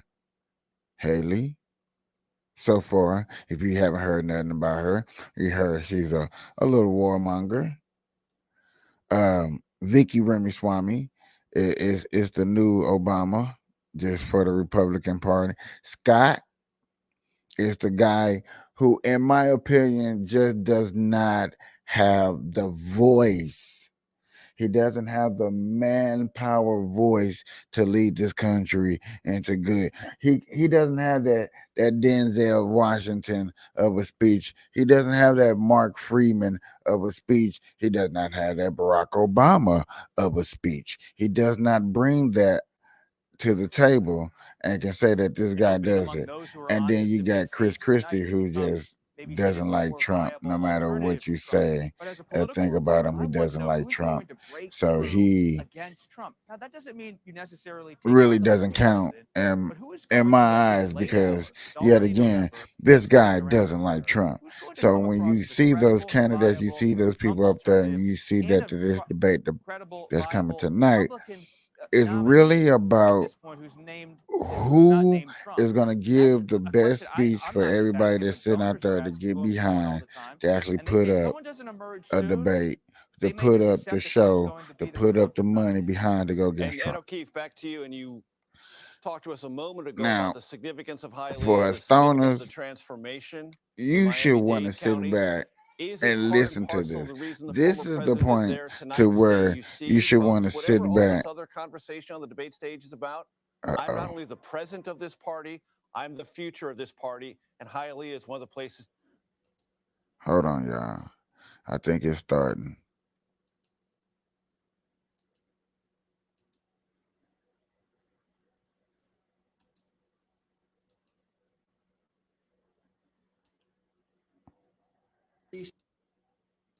I am 99% sure. Well, actually, I'm 100% sure now, because there is an empty stage up there, and if we've learned anything from the Trump era, it's that there will be no shortage of empty podium coverage. But I think I'll continue my pre-show, and as soon as these people take the stage here, then we'll continue that show. But I will stay full on this screen so that we can keep an eye on what's happening. Again, the people.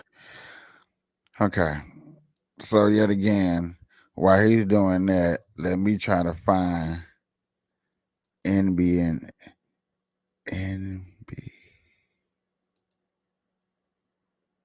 Do I even have that down as a network?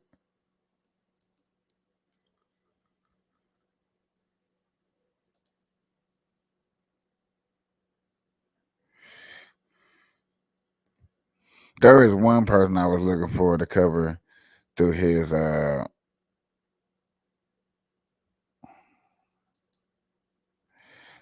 announcement, through his ways. Oops, my bad, y'all. My bad.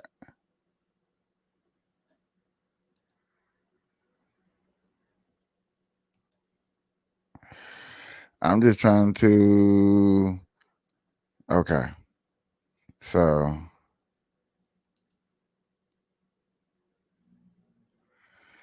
now that I found a good station to hold the debate with you guys. Had to get it. A good one. He's been out there basically attacking every other Republican, calling them neocons, So there we go. saying we need to stop aid to Now, Israel, stop aid to Ukraine, essentially. Getting and then we have to down. It's worry getting about down. America This first. part. It's going to be the I biggest can't contrast, wait to I this think, on part. stage. I have a hunch based on some of my Gonna give me some conversations here, ice and if that's one of cream yours too, that we and are going stuff to like see this. We just gonna Ramaswamy chill. pressed on those policy issues too. Facebook, YouTube. How many people gonna come up in here and join me tonight? Smoke some weed with your boy. Let's smoke some weed and listen to this debate. It's gonna be interesting. Like you hear these guys and hear what they're talking about. Understand what's gonna be important in this debate. What do you want to hear about in this debate? What are the things? Are you gonna laugh about it? Man, I want to see how many emojis up here. I got dabs. I got weed. I'm smoking. I'm trying to figure out how to have a good time with you guys on the debate and a smoking thing. This is something new. This is something that we normally don't do. I know this is new. You probably never see this done in a political marijuana area. I'm trying to start something new. Please like, share, subscribe, do all that YouTube stuff, do all that Facebook stuff.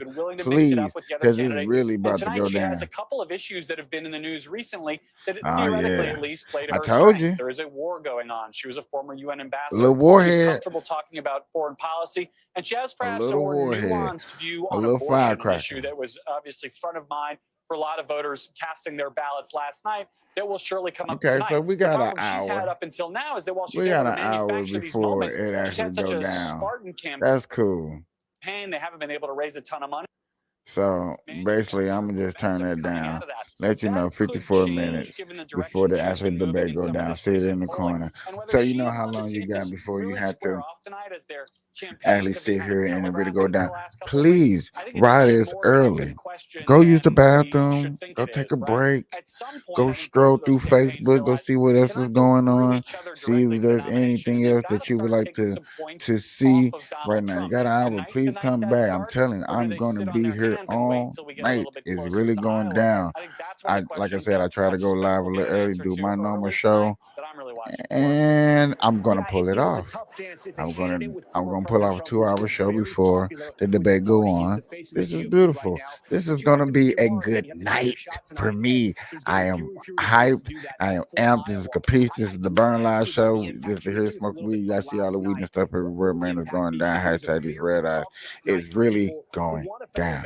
Abortion, people who want to restrict abortion rights, voters, Republicans, Democrats, independents are showing that's not exactly where the country is right now, at least in the races last night and during the midterms.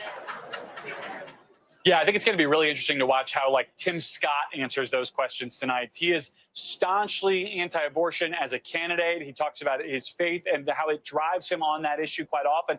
And he's committed to trying to pass and trying to get signed a federal abortion ban at 15 weeks, exactly like the one that was sort of rejected on spec in Virginia as something that, Glenn Youngkin had wanted to pass. Democrats had a big night there. Exactly like the kind of thing that this Ohio constitutional measure was meant to prevent.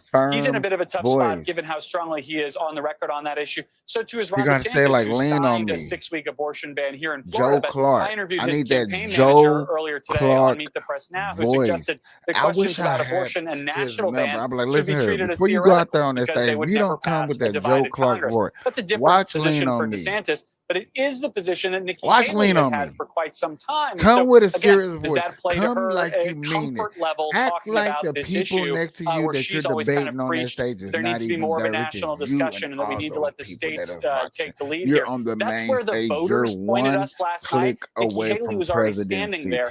That That's could be an the opportunity for her attitude again if that she's he able to needs to seize it. bring, that he needs to drive Garrett Haig for us on that live stage. outside the And Adrian I'm Art talking Center about here Tim in Scott. downtown Tim Miami. Scott Garrett, we appreciate could. that. As the candidates make I their final don't know. preparations, I want to take another I'm live just look saying. just behind us here inside the debate hall as the audience is filling in here. There's a lot of energy. People are already starting to scream and cheer. You can tell people are so pumped up for this debate here on NBC Look and at in that Florida. stage. Dasha Yeah, Burns has been baby. posted up live talking to some of This is the what- audience members that are coming in here. So Dasha, talk to us about what you're hearing from the people that are going to be watching this debate up close and what do they want to hear tonight?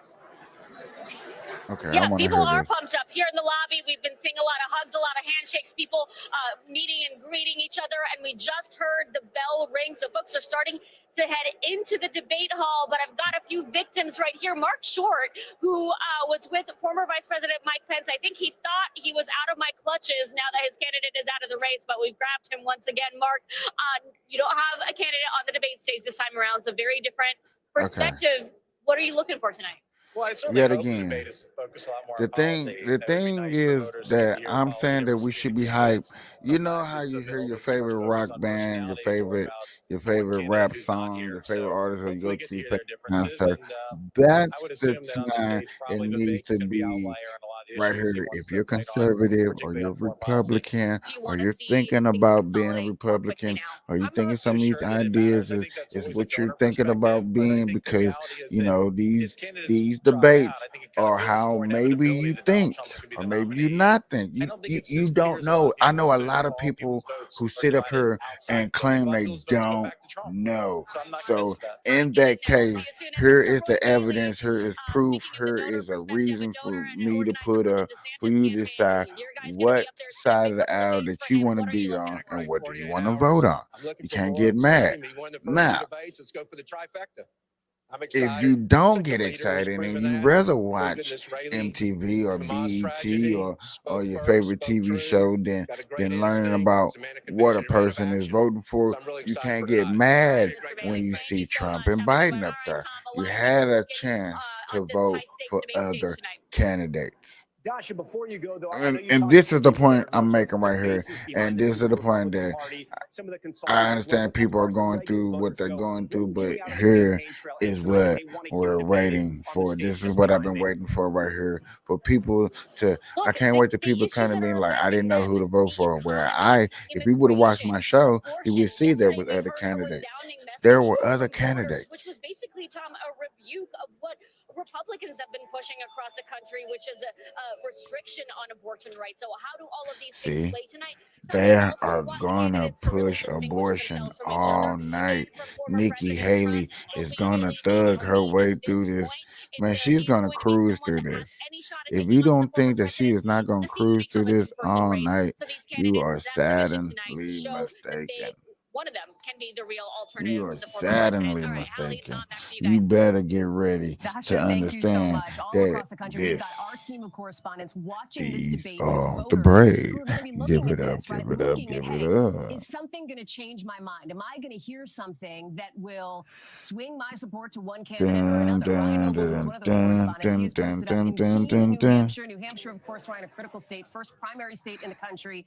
We believe it's going to be right after the Iowa caucuses here. Talk to me about this. It's super important, I think, to hear from voters and their perspective, because they are the ones who matter here, right? They are the ones who the candidates are aiming their messages at. Yeah, that's right, Hallie. And, you know, New Hampshire voters in particular are fiercely independent. They pride themselves on that independence. And even though the polls show that Donald Trump is way ahead in this race, these New Hampshire voters that I've been talking to tonight still say that they're keeping an open mind. And that's part of what they're going to be watching for into tonight's debate. And I want to introduce you to some of them. This is Beth Ann. She is a small business owner. Her husband is a veteran. These the people I want to hear from. So what is it going to take for one of these candidates to break through for you tonight to get your support? Well, I think for the most part is I want to see how they interact with each other in the same party. I think it's time to move forward in this country, stop looking at the past, and unify what we have as citizens and parties, and find a candidate that maybe it won't be the one that I pick for president, but maybe another one that would be a great vice president to whoever I choose. I'm still not there. I want to see what they have to say tonight. I want to see their interaction, and I definitely want to see some unification and someone that has some foreign policy as well. Yeah. Okay. Great. Well, that's terrific insight from Beth Ann, and now I want to talk to Donnie, who also you and I talked before about what you're looking for tonight, and you talked about you want to hear some solutions, right? I do. I feel like our country is facing so many problems right now. I want someone who can come in and from day one start solving problems that we face as a nation, also unify the country, but mostly solve the problems that we're facing today. Okay, all right. Thank you. Thank you to both of you for that insight. So we have a lot of interested New Hampshire voters here. They're going to be very zeroed in on this contest tonight. We're going to be watching with them live as it happens to get their reaction in real time. So many of them are going to decide who the next Republican nominee will be. Hallie?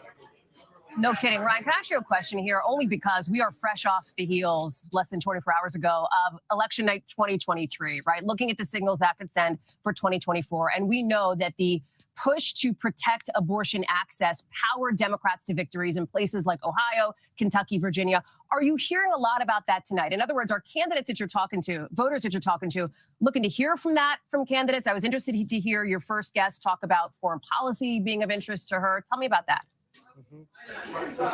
Yeah, I certainly think that abortion is on the mind of many of these voters. And we talked to quite a few voters before we got here to the venue tonight. We've talked to a lot of them here today, and they really talked about Republicans needing a clear message when it comes to abortion. But when you start to talk to Republican voters about abortion, they quickly change the topic to things like the economy, national security, and of course, the border. It's not necessarily the top issue on their minds right now, but it's certainly something that they're looking to see how these candidates respond to questions about abortion, especially after the election results that we saw last night. Hallie?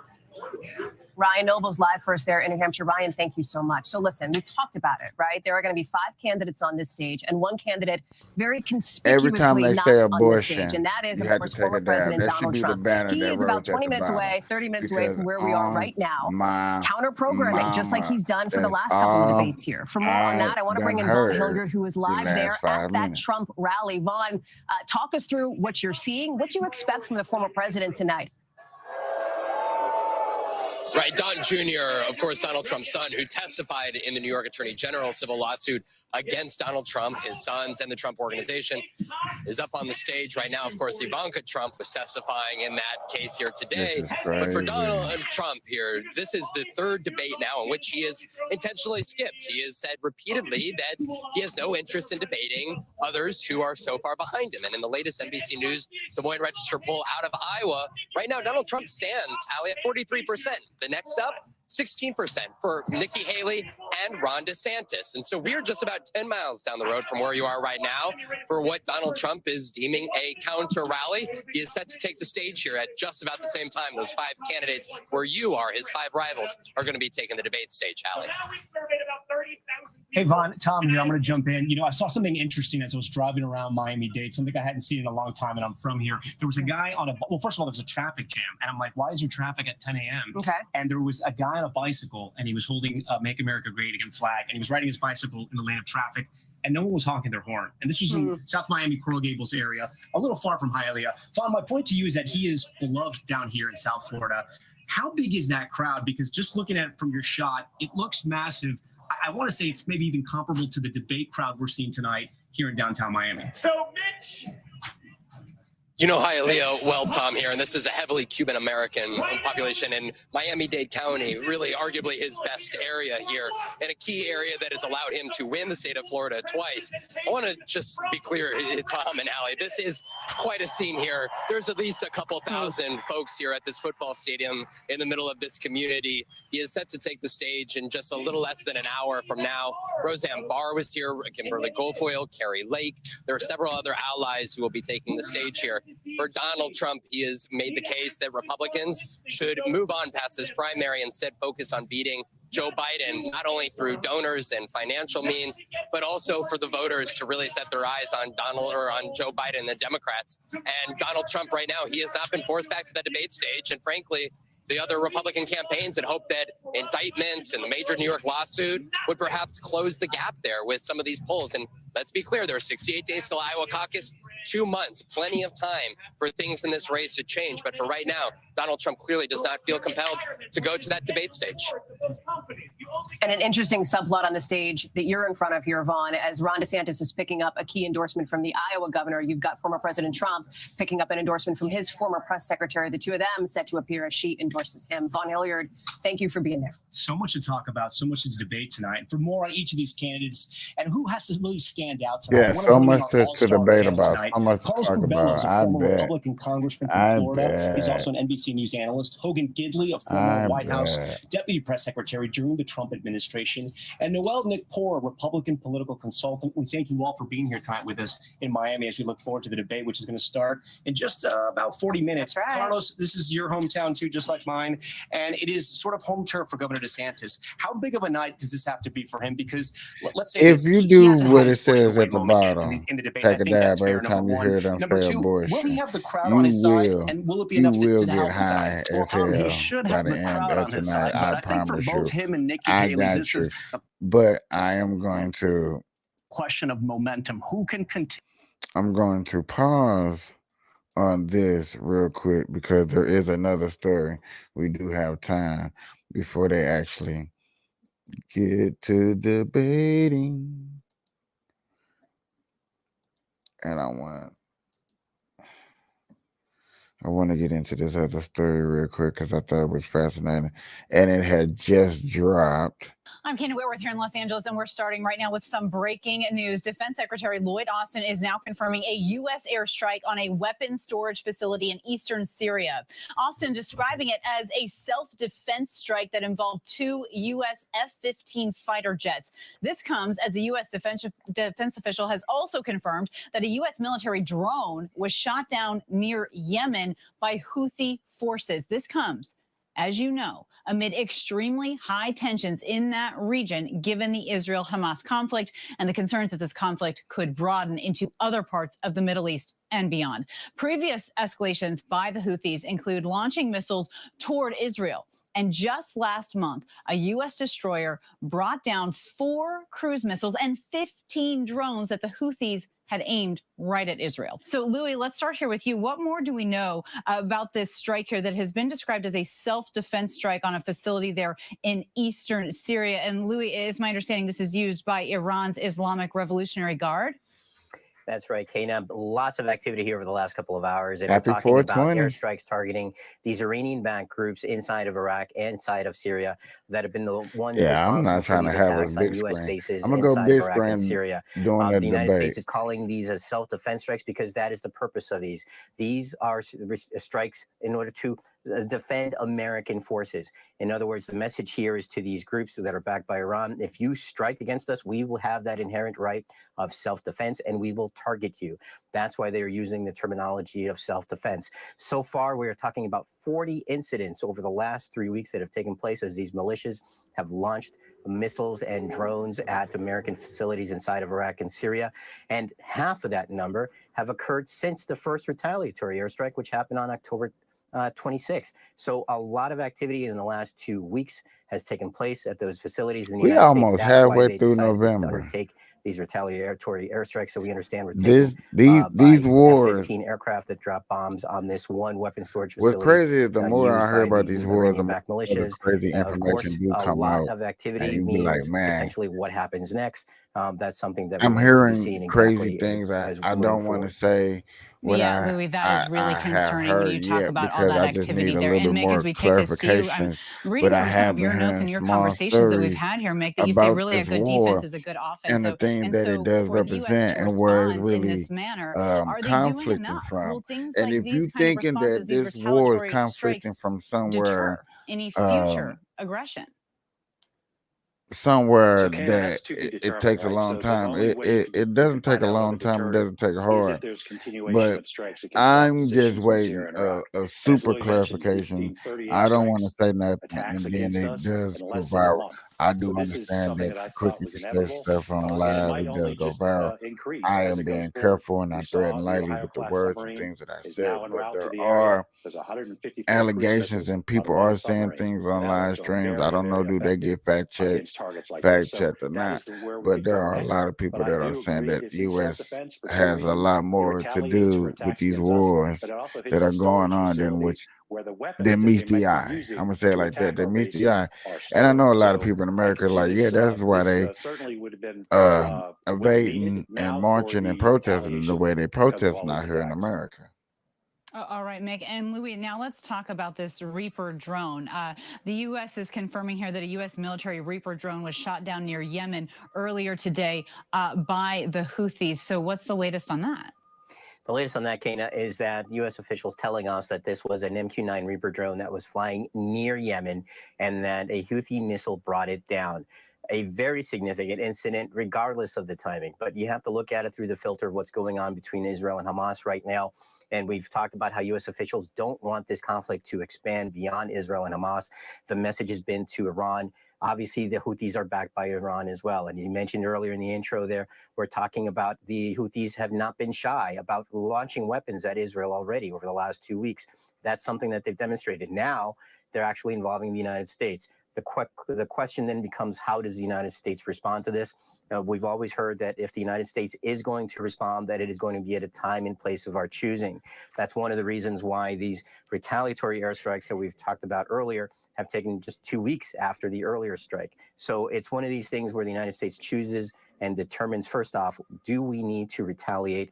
And now we have to look at it through this filter. It may be an instance where the United States decides that maybe it's too risky to retaliate. Maybe it's time that we do. So it's a very concerning situation. And again, very busy afternoon here at the Pentagon. Yeah, I bet, Louis. And Mick, what is your take on that? As Louis just described here, essentially, this fine line that the U.S. is walking right now and not wanting to cross this so-called red line here. That's right. So the Houthis are an Iranian-backed group in Yemen, and most of all their advanced weapon systems come from Iran. So this is, of course, a drone, so it's unmanned, but it is $30 million, and it was in international airspace.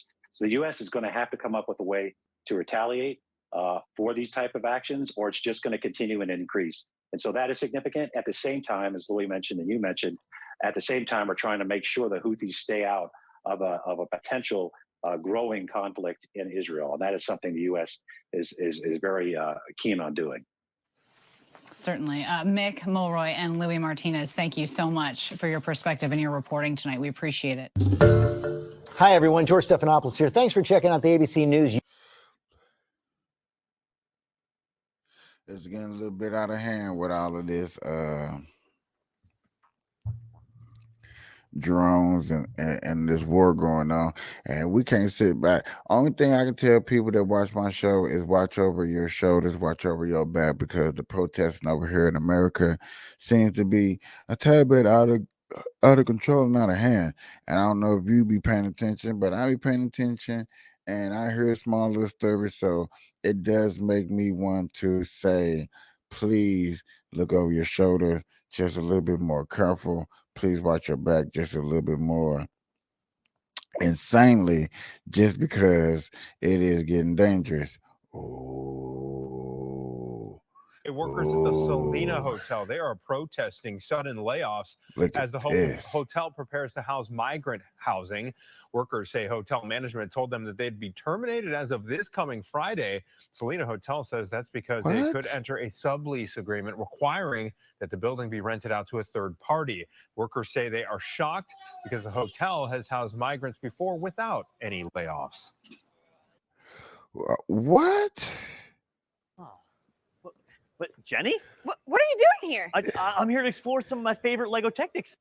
They're finna get laid off because the migrants are finna to take over the building. People are finna lose jobs when it's finna get cold outside because migrants need buildings.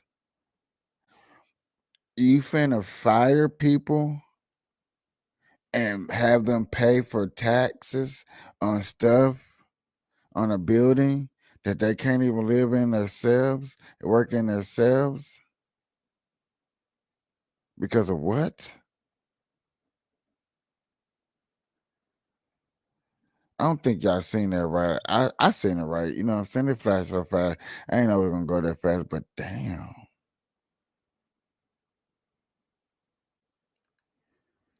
When is enough is enough is enough when it's gonna be enough? When are y'all gonna start voting for these? Mayor Brandon Johnson in Chicago is amazing how you spend y'all money and then fire you people. And I'm just saying you Chicagoan because I don't stay in Chicago.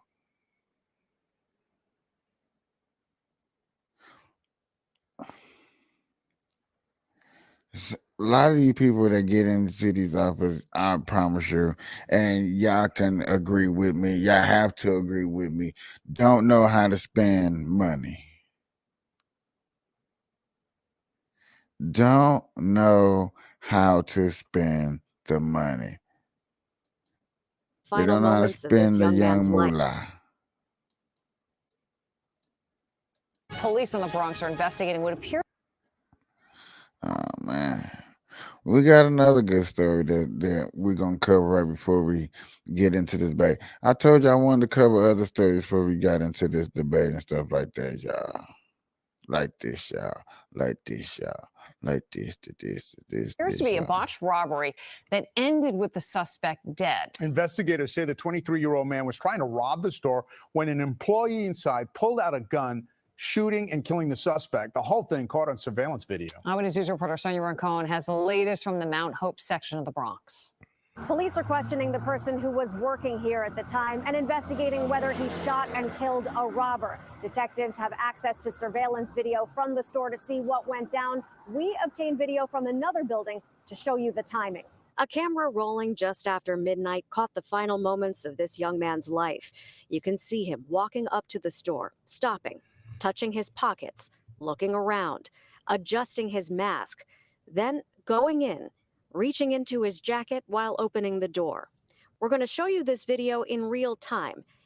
Exactly 7 seconds after he walks in, he is shot. The door flies open, and another young man nearly trips over the shooting victim on the ground, stumbles out of the store, looking shaken by what just happened. We don't know if he was a witness or the person working at the store who pulled the trigger, but he doesn't leave right away. Paramedics arrive a few minutes later, unable to revive the 23-year-old wounded man who was pronounced dead at the scene. That's crazy. That is crazy. Inside the store, a bullet hole can be seen in a shattered glass refrigerator door, a shell casing on the floor, evidence of the violence and chaos that unfolded in a matter of seconds. This afternoon, Bodega and Small Business Group founder Francisco Marte stopped by, saying neighborhood shops like this are in danger, especially if they're selling cannabis products, which are supposed to be cash purchases. This is why I protest cannabis for gun license. Cannabis for gun license. They have I'm on this cannabis for gun license.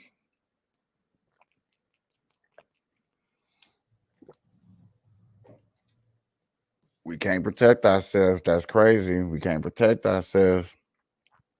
When is enough is enough. When is enough is enough. I'm just saying. stuff that they can resell it and make money. And neighbors say this business recently changed. It just became a dispenser, like maybe a month and a half. What was it before that, Bodega? Yeah, it was a deli where you could buy your food, coffee, the typical stuff. Police took the suspected shooter into custody a block away at another business here on East Fremont Avenue, and they've identified the young man who died as Romel Carey of Pennsylvania. That's crazy. With Nurtec ODT, I It's can treat and getting prevent my dangerous out migraine here, attack. y'all. It's getting dangerous. We got 30 minutes, a little bit less than 30 minutes for the debate go on. It's going down, y'all. Get your popcorn. I tried to wait. I'm finna eat my ice cream now before we start. Well, I gotta wait until the debate started because I sure gotta listen. But I can't wait. 27 minutes and 30 seconds as the countdown began. It's really finna let us see what's going on.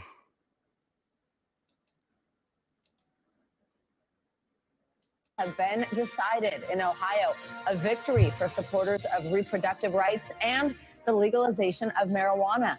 And in Kentucky, NBC News projecting 4 more years for Democratic Governor Andy Beshear.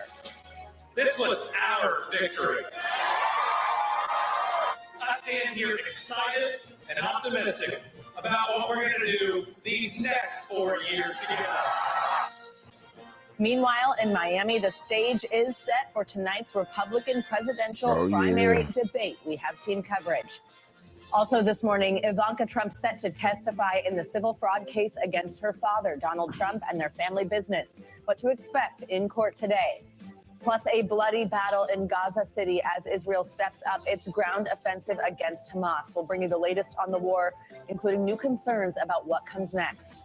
And the downside of getting high, the new warning from researchers about the health risks of marijuana use. It is good to have you with us on a Wednesday. Good morning. I'm Savannah Sellers. And I'm Joe Fryer. We begin this. Help use it still ain't killing nobody. No matter how bad they want to paint the picture, still not killing nobody. It's still not killing nobody. They be killing me when they be trying to run that coverage. Yeah, I'm going to throw back on over here to the debate. Because that's what everybody's coming here for.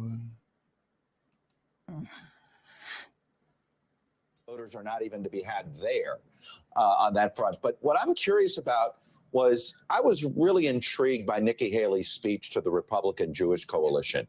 She went right at Trump in that speech.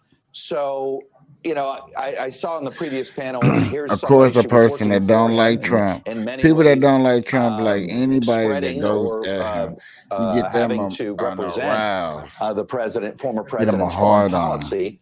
But I think she went after him in a way, saying, "Hey, is he going to be there when Israel really needs him there?" It was an interesting strategy in front of those group of people. She sort of hugged him and say, "Look, it's great what he did with the embassy, moving the embassy to Jerusalem. But are you sure he's going to be there next time?" And then made the case that he doesn't always keep his word. That was in front of that audience.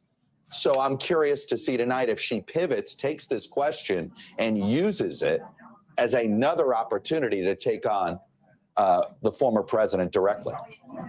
Well, let me pull on that thread a bit, Chuck, because this particular topic would be an opportunity for some of these candidates to go after former President Trump. As you know, Nikki Haley already has to a degree. Ron DeSantis has as well, in this unique position now as the governor of a state that has one of the biggest Jewish populations in the country. He's been very active in that executive role since this war began.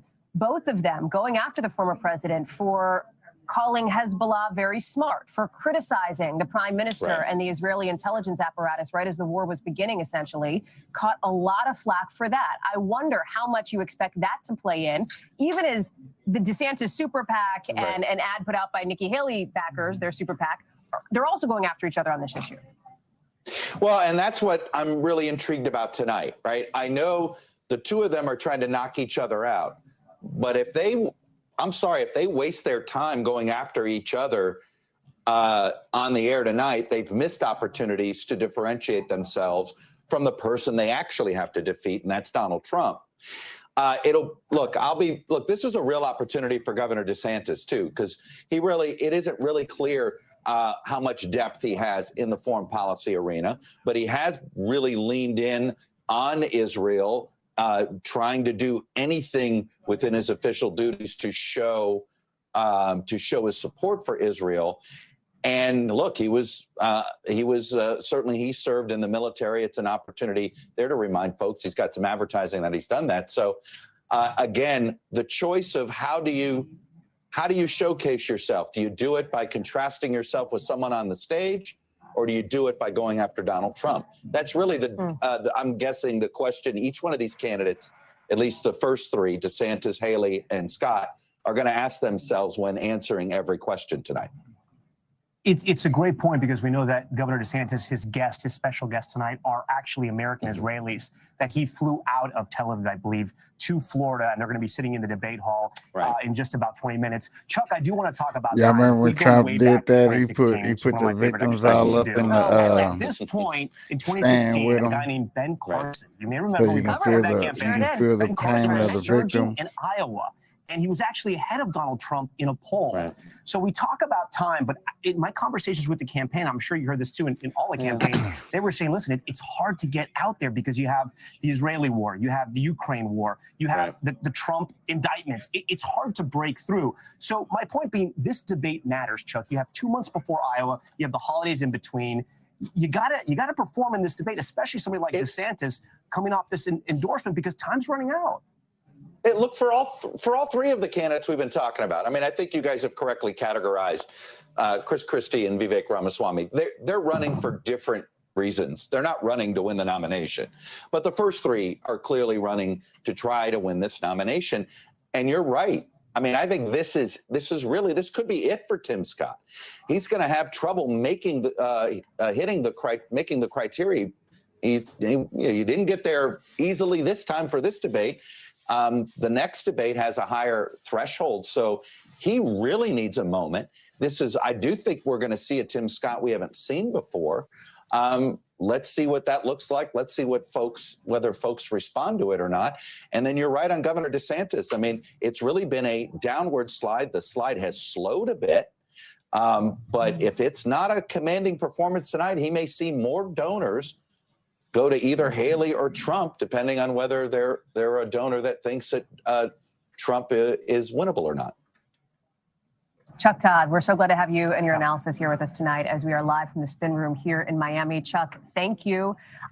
again, we are 21 minutes away now, so there is action happening in the hall. It's just a couple of hallways from where we're sitting. We're going to give you a better sense of that later on tonight. Not far from where we are, you saw the audience getting seated here. The moderators are about to get seated. We are getting closer and closer to this kicking off, and as you have heard, the stakes are high. Oh, very high. Yeah, we're down to 5 candidates from 7 from the last debate. So much at stake. We're going to hear from the moderators, as you mentioned, as well as from the chair of the RNC. We're just about 20 minutes from the debate. Stay with us. This is a big night for politics, a big night on NBC News Now.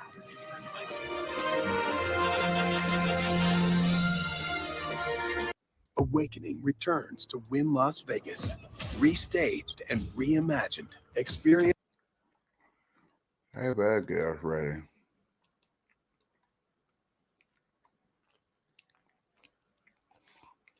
Just don't be sitting there talking about one subject for the longest.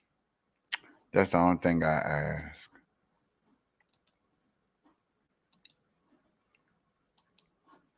That's the only thing I ask.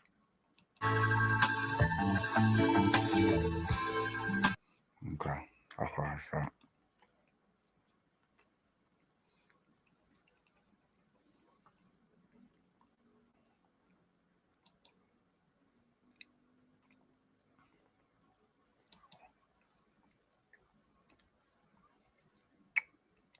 Man.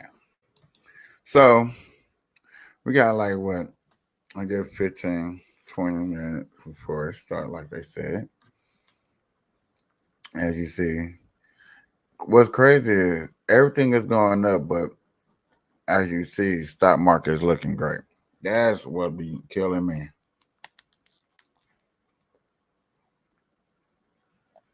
What?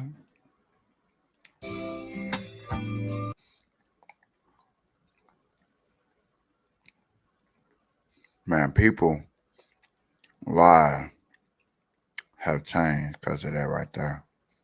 Just about 19 minutes away from the third Republican presidential debate. You'll watch it right here on NBC News Now and over on NBC News with those 5 candidates taking the stage. Everybody, Tom, you know this, looking for that breakout moment as they try to get some momentum here just a couple of months before the Iowa caucuses. The Republican field has gotten smaller since last month's debate, with former Vice President Mike Pence dropping out. I want to bring in somebody who knows the former VP quite well, Mark Short, former chief of staff. Dang, y'all see that lady hit the stage. They cut her out. About the Pence of it all in just a second. But let me ask you this, because this is something that Tom and I were talking about in the last segment here before we brought you on. Because all 3 of us sitting on this set right now lived through the 2016 campaign, where the dynamics were such that Donald Trump was leading in polls. You had a number of other candidates who were looking to have a moment. None of them made their play quickly enough, and Donald Trump got the Republican nomination. What do you see right now in the dynamics of this race that shows that the outcome could be any different? Well, I think in that race in 2016, it was a lot closer. So there was a lot of candidates in the middle. And so, as you said before, Ben Carson jumped out. People still to this day think Donald Trump won Iowa, when in fact it was Ted Cruz who won Iowa. People still forget that. So there is still a lot of play. And Iowans want you to know that you actually spend time in their state and actually look for their vote. But it is different this time because in a lot of polls, Donald Trump's above 50%, which is not where he were in 2016. And so I do think there's a harder element to break out right now. This is definitely different for them because having a candidate that hasn't hit the debate stage, but none of these guys. Who can stand toe to toe with him if he ever comes to a debate stage? Yeah, Who y'all think? Well, I actually think that there are a lot of candidates who can stand toe to toe with him on policy. I don't think that's where he enjoys the performance, the entertainment of it. But if it's actually a true policy debate, I think that they can score points. But I'm not sure that he has an incentive right now to be on a debate stage with any of them. Who? Really? I think we're being told Ronna McDaniel is about to start. Is that correct, Mike? Did I hear you correctly? I think any second we will see her. Okay. I also want to get to this idea, right? As we are now just about 17 minutes away, we will hear from the chairwoman of the RNC. So you've been in these rooms, you've been in these halls, you've prepared Trump didn't have no policy that was good. The former vice president for these moments. What's going on right now? Is it nerves? Is it last minute prep? Is it just trying to be I think chill? it depends on each candidate. I think in the vice president's case, he'd been on the national stage in debates against Tim Kaine, against Kamala Harris. So there wasn't so much the nerves, but it was when you've got 8 or 9 candidates, it's like, how do I get my moment? Because you only have maybe 10 minutes total on the debate stage. As it's down to 5, people have a little bit more time, but that's still a challenge. It's still a challenge. It's not a one-on-one type debate. A lot of the campaigns were telling me that they were excited about tonight because obviously the I wonder if they're going to try to smash, if they're going to try to badmouth Vicky Ramaswamy or belittle him. That'd be a better word to use. If they're going to try to belittle him. Do you do it in the third? It depends. I mean, you don't always know the moment. Like, actually, in the first debate, if you remember, the perception was it was Nikki taking on Vivek, but it was actually Pence and Christie who took the first shots. But because the visual was Nikki with Vivek next to each other, the perception was, oh, that was Nikki taking him on. So a lot of it matters about the staging and where you are actually up there, too. So then what are you going to be looking for tonight? We've covered here on this build up to the main event, which is just 15 minutes away now. We're getting closer and closer. Some of the issues that are at play: abortion access, foreign policy is going to be a big one. We heard from Keir Simmons live in Tel Aviv. What are you watching for yourself? And I'm asking you to put on your political analyst hat here, unless you're, Well, I think the reality is that DeSantis and Nikki are probably ahead of the other 3, and so I think the 2 of them will probably have the most contentious moments in this debate, and I think they'll both be vying for that top spot. I think when it comes to foreign policy, I think you'll see Vivek as the outlier, and he'll want to take advantage of that. Okay, Mark, just take a break. We're going to listen to the RNC chair right now who's starting to speak and address the debate hall. Particularly excited. In a county, Republicans flipped red for the first time in decades. We have made huge strides with Hispanic voters, and we're going to continue to invest so that we can earn more votes so we can take back the White House in 2024. There are some people I want to thank: our RNC debate committee and our RNC members who are here today. Our debate committee is headed by Dave Bossie and Ann Hathaway. Thank you for all that you've done. Our partners for this debate: NBC News, Rumble, Salem Radio, and for the very first time ever, a Jewish organization is part of a presidential debate as we partner with the Republican Jewish Coalition.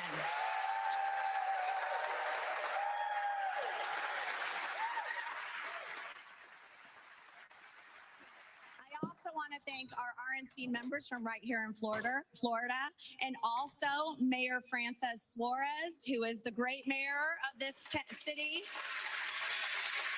and the entire delegation. Thank you for everything you've done. Before we begin, I do want to take a moment to recognize everyone with loved ones in Israel. Our Jewish friends here in the U.S. and across the world. Boy, we can't we are tell that praying for you, she and reading we for stand with real. you, and we stand with the people of Israel.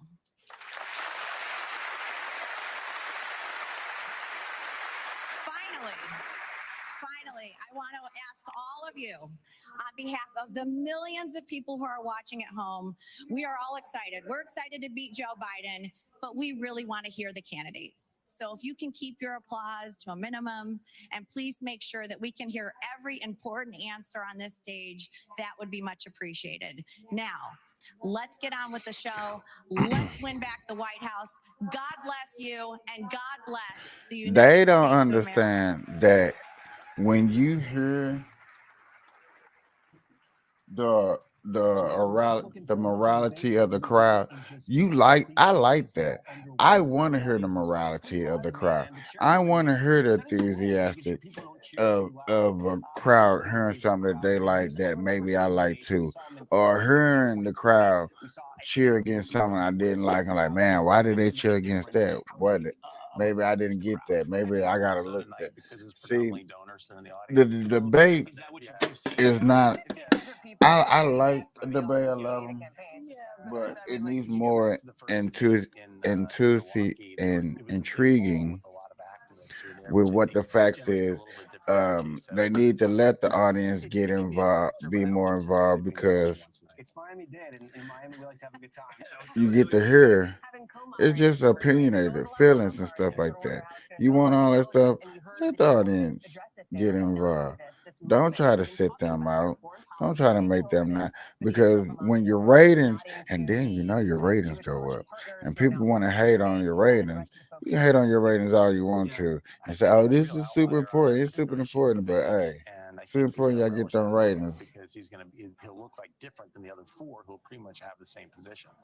It is not a consistent view, I think, with where Republican Party has been that Vivek holds. And, Vivek's new to this. He didn't used to even vote in presidential elections until recently. So, but I think he'll probably look to try to take advantage of that moment. Mark Short, we appreciate your analysis. If I see you hooting or hollering, we're going to take you out. Okay, so make sure to watch you.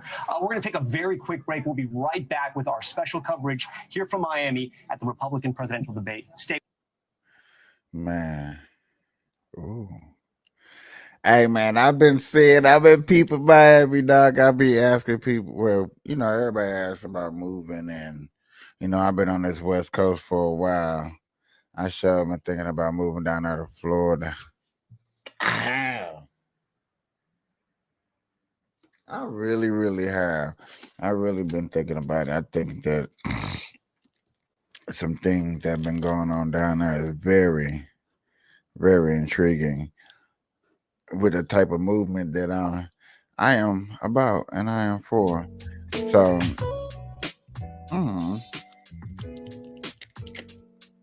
I still need a couple more things to happen down there. You know what I'm saying? Take a quick visit down there, see how it would do. And you know what I'm saying? Just see if they got the type of vibe that I'm looking for too. I think it could be. I really do. You know what I'm saying? But I really been thinking about it. And to deal with hurricane and a whole bunch of rain. Now, that mosquito, now I'm bugs.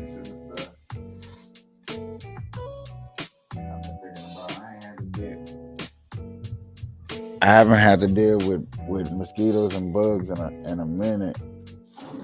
And I'm like, damn, to actually have to deal with that, I'm going to be a little upset. I ain't going to lie to myself.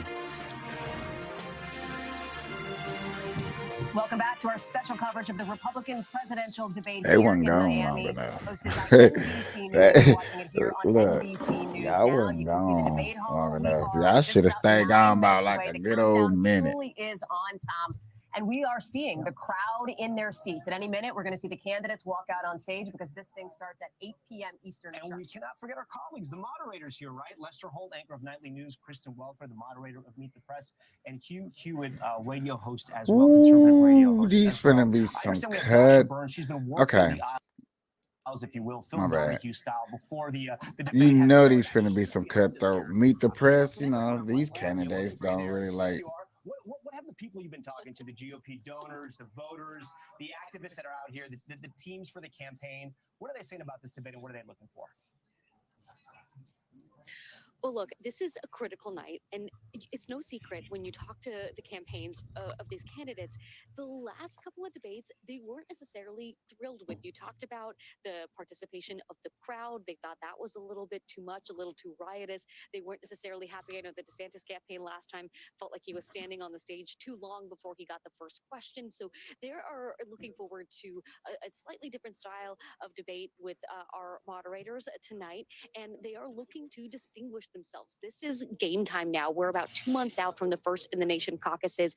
DeSantis tonight, this is Florida, right? This is his state, and a state that former President Trump also lays claim to. He's counter-programming tonight. So he's got to do something a little different and try to take on Trump a little bit more directly this time. That's really what I'm looking for. How far is he going to go? He started to, come out each here time, he's kind of hitting ratcheted at up the Trump. rhetoric a little bit more. And then I'm looking at Nikki Making Haley. people How need is to be she going locked to up. ride Oh that my God, they're momentum? gonna get the So a Democrats lot at running. stake tonight, and the donors, the activists, the folks that are here rooting on their candidates, they're excited to see what they hope will be a focus on policy and on issues that help these candidates Yeah, we would like to differentiate see themselves, that. because at this point, that's what really needs to happen. The folks that want someone other than Trump to be nominated, they want to see consolidation. They want to see one candidate step out into the alternative role here, and they want to see this become a two-person race. Could this debate help get us there? Dasha Burns, literally just behind us here in the spin room. It's going to look a lot different in just about 2 hours from now. It's going to be packed with reporters, with campaign staffers. Tom, you've worked a spin room. I think everybody here on this set has worked a spin room. It's going to get bananas. I think I got some Hallie Jackson elbows in the spin room once. Probably, right? You know, shoe fits. Bro. We've got lots more to come here tonight. You're going to see all of it after the debate. But let me bring back. It's gonna really go down, man. What people want to see. The thing is, people want to see it, and the question is, I don't think, and they don't think, and people don't think, and I'm about to almost agree with them. You're not going to see what you're looking for. We're not going to see what we're looking for, and I'm going to be looking hard. I'm going to be quiet, but I'm going to be opinionated when I feel like it's time for me to be opinionated and things like that. But if I feel like the candidate is really not bringing what he should be bringing to the table, and that's that leadership role. What have you done? What are you going to do? Why Trump is not the candidate for me to pick? What are these true reasons that you got? It is very difficult to do that. I don't want to hear a speech that you set up here and made all that. That's what the people, that's what I don't want to hear. I don't want to hear those speeches. I don't think people that's sitting in them chairs want to hear them speeches. They want to hear that raw, uncut, what is you going to do? I don't want to hear bullshit, but what I want to do. That's what people want to hear. If they felt like you was like, okay, he about that lie. That's what they want to hear. If you can hear that, then you got you a winner chicken dinner. So I have to ask you, just keeping it real. Does that have to be a major part of this debate, or is that impossible to have that conversation and win this nomination? Tom, I think every candidate has to go on the record with how they feel about Donald Trump's conduct over the last 4 years. You just can't escape that. And I know that our good friends and yet again, will hold their feet to the they got no black people covering this, but you know what I'm saying? Black people want to change in America, but they're not covering this. They're not trying to vote for Tim Scott. And state where they are so that the American people know and so that the voters know. Carlos, we want to interrupt you and Hallie here. This is our first look at the Look at it. I'm just saying, I was just trying to point out a little obvious thing. Where Black Lives Matter should be here at the either with them or with Tim Scott or with not Tim Scott. You know what I'm saying? A lot of pressure on each of their shoulders for a variety of it is what it is.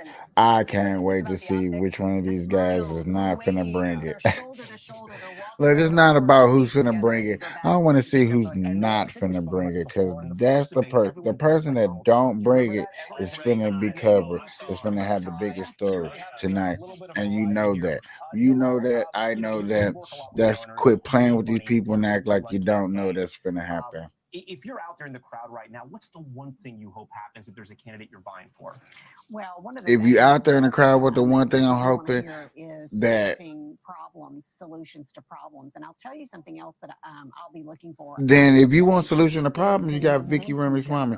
Vicky Ramaswamy is the only person that stands up there and comes with a solution to a problem, even if you like it or not. He does. Because they don't really probably have that $20. He really, really do. That are giving $100,000 to super PACs. So I'm looking for that momentum. Do it again. Yep. Well, the other piece of this too. I mean, listen, and I've heard, Noel, it's interesting. I've heard from donors too who say, yeah, there is a lot on the line here for the people who are looking for that anti-Trump candidate. Is it going to be Ron DeSantis? Is it going to be Nikki Haley looking to tonight? The other piece of this, we haven't touched on it much, but it is the biggest thing that drives voters to the polls, and that is the economy. That is the plan that these Republicans have. I'm glad she's saying that, because you know they ain't going to talk about it. I'm going to talk about it. What about my pocketbooks? The Biden administration gets people excited. Everyone's feeling it, but also immigration, which every Republican primary voter cares about, in Israel, an issue that is especially important to Christian evangelicals. These are issues that these candidates are going to use tonight. Okay, you can claim that's the issue. No, let's go back to the lady, what she said earlier. What about them pocketbooks? Come on, meet the press. What about them pocketbooks? They actually didn't run the ads because it was it backfired. Yeah. On the Republican side, I'm ready for the first half of the debate. out there in this country, It's going down. If you download the wrong podcast, if you attend the wrong Yeah, see me popping necks, stretching flex, hooting necks, and pleating plex. Three-letter agencies, by the federal government. If you're for life, they're arresting you. If you're worried about your daughter being raped in a school in Virginia, you're the one who's arrested, not the other person. It's that kind of mentality, and Donald Trump happens to be the tip of the spear, and he's got the bullet to be that voice for the American people. It's the same thing he did in 2016, where he said, I'm the voice for the voiceless. This is just another issue where he can say, look, they're coming after me. They're coming after you. This has to stop. Elect me, and I can prevent this from happening. You are seeing that countdown clock in the bottom of your screen right now. We're Hey, don't get mad because that actually works. It is about to begin. This Don't get mad because that actually can work. That makes sense. That sounds like something that can work for me. What you say? Say that again. We're going to look forward to that. But first, the presidential debate, moderated by Lester Holt. I like how that sounds. What'd you say? It is about to start. 20 seconds away. Let's get into this, ladies and gentlemen. This is NBC News Now. It's going to be running all across our platforms. We look forward to every single moment. We thank you for watching. This is what we've been waiting for, ladies and gentlemen. Burn live, y'all. I'm going to play me a quick commercial real quick. Critical test in the race for the White House. 5 Republicans battling to become their party's 2024 presidential nominee. I'll be right back. Candidates ready to make their case on why they're prepared to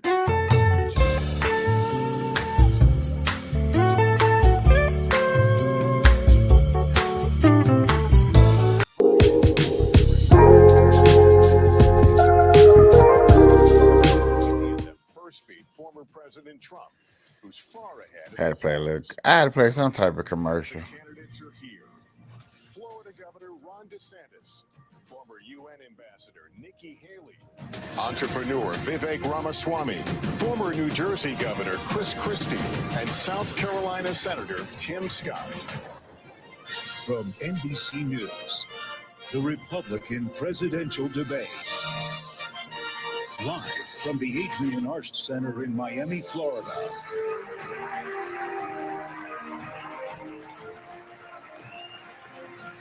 Yeah, doing a debate. I'm going to get it on the big screen. Oh, this is a big enough screen. I think I'm going to get it on the big screen right here. This is a big enough screen for that for me. This is cool for me. Good evening. I'm Kristen Welker, moderator of I ain't going to get in the whole NBC's entire screen like I'm Hugh that. Hewitt, host of Salem Radio's The Hugh Hewitt Show. We are now just 68 days from the Iowa caucuses when Republican primary voters will begin to determine their party's nominee for president. Tonight, we'll question 5 candidates. I can't wait, baby. Let's go. Let's vote. Let's go and of to course, these how best to polls. bring down prices impacting Americans across the country. We have 2 hours for a serious debate on the issues that matter most to Republican voters. I told you I was going to be Candidates will have serious. 1 minute and 30 seconds for answers and the opportunity for a closing statement. Follow-ups will be at the discretion of all of us at the table, the moderators. Invoking a candidate's name or policy does not necessarily mean the mentioned candidate is entitled to a response. We want to caution all the candidates not to interrupt or speak over your fellow debaters. If you talk over each other, the voters can't hear you. And given the critical issues we're facing specifically on the world stage, we want everyone to hear every word you have to say. Continued interruptions may result in loss of additional questions. And to our audience, please hold your applause so that the candidates can be heard. With that said, let's have a good debate. All right, our first question, the opening question, is one for all of you. Donald Trump is the first ex-president in more than 100 years to run for the White House again, and he remains popular among Republican primary voters as his legal challenges mount. Governor DeSantis, let me begin with you on this one. Speak to Republican voters who are supporting Donald Trump. Why should you and not him be the Republican nominee to face Joe Biden a year from now? This country is in trouble, and the elites that have put us here, They don't care about you. They don't care that you're having to grapple with higher grocery prices or have higher gas prices. They don't care that your family's less secure because of the open border that's allowed drugs and even terrorists to come into this country. Well, I care. I am not going to sit idly by and let this country continue its downward spiral. We need leadership, and we need it now. I'll take the hits. I'll take the arrows. I'll take the slings, because ultimately it's not about me. It's about you. I will fight for you. I will make sure to lead this country's revival, and I will win for you and your family. Actions speak louder than words. We don't have time for excuses, and it's not something that we're going to be able to have all these distractions. As a veteran, I will get the job done. Now, if you look where we are now, it's a lot different than where we were in 2016. And Donald Trump's a lot different guy than he was in 2016. He owes it to you to be on this stage and explain why he should get another chance. He should explain why he didn't have Mexico pay for the border wall. He should explain why he racked up so much debt. He should explain why he didn't drain the swamp. And he said Republicans were going to get tired of winning. Well, we saw last night, I'm sick of Republicans losing. In Florida, I showed how it's done. 1 year ago here, we won a historic victory, including a massive landslide right here in Miami-Dade County. That's how we have to do it. So I promise you this, as the nominee, next November, I'll get the job done. And as president, I will deliver. Your time is up. Let me turn to Ambassador Haley. Audience, let me turn to Ambassador Haley. Why you and not the former president? Well, I think you look at the fact that we're almost $34 trillion in debt. 60% of Americans are living paycheck to paycheck. 50% of American families can't afford diapers. 1 in 6 American families can't pay their utility bills. You have the fact that he used to be right on Ukraine and foreign issues. Now he's getting weak in the knees and trying to be friendly again. I think that we've got to go back to the fact that we can't live in the past. We can't live in other headlines. We've got to start focusing on what's going to make America strong and proud. And that's what I'm focused on doing. Let's make sure we pay down our debt. I think we need an accountant in the White House. Let's make sure that we have transparency in the classroom. As a mom, I know what that means. Let's make sure we secure our borders so that our families are safe. Let's get crime down, because our families want to know that they can be safe no matter where they go. And as the wife of a combat veteran, I will tell you, a military needs to know we have our back, and we need to make sure that America is strong. Ambassador, thank you very much.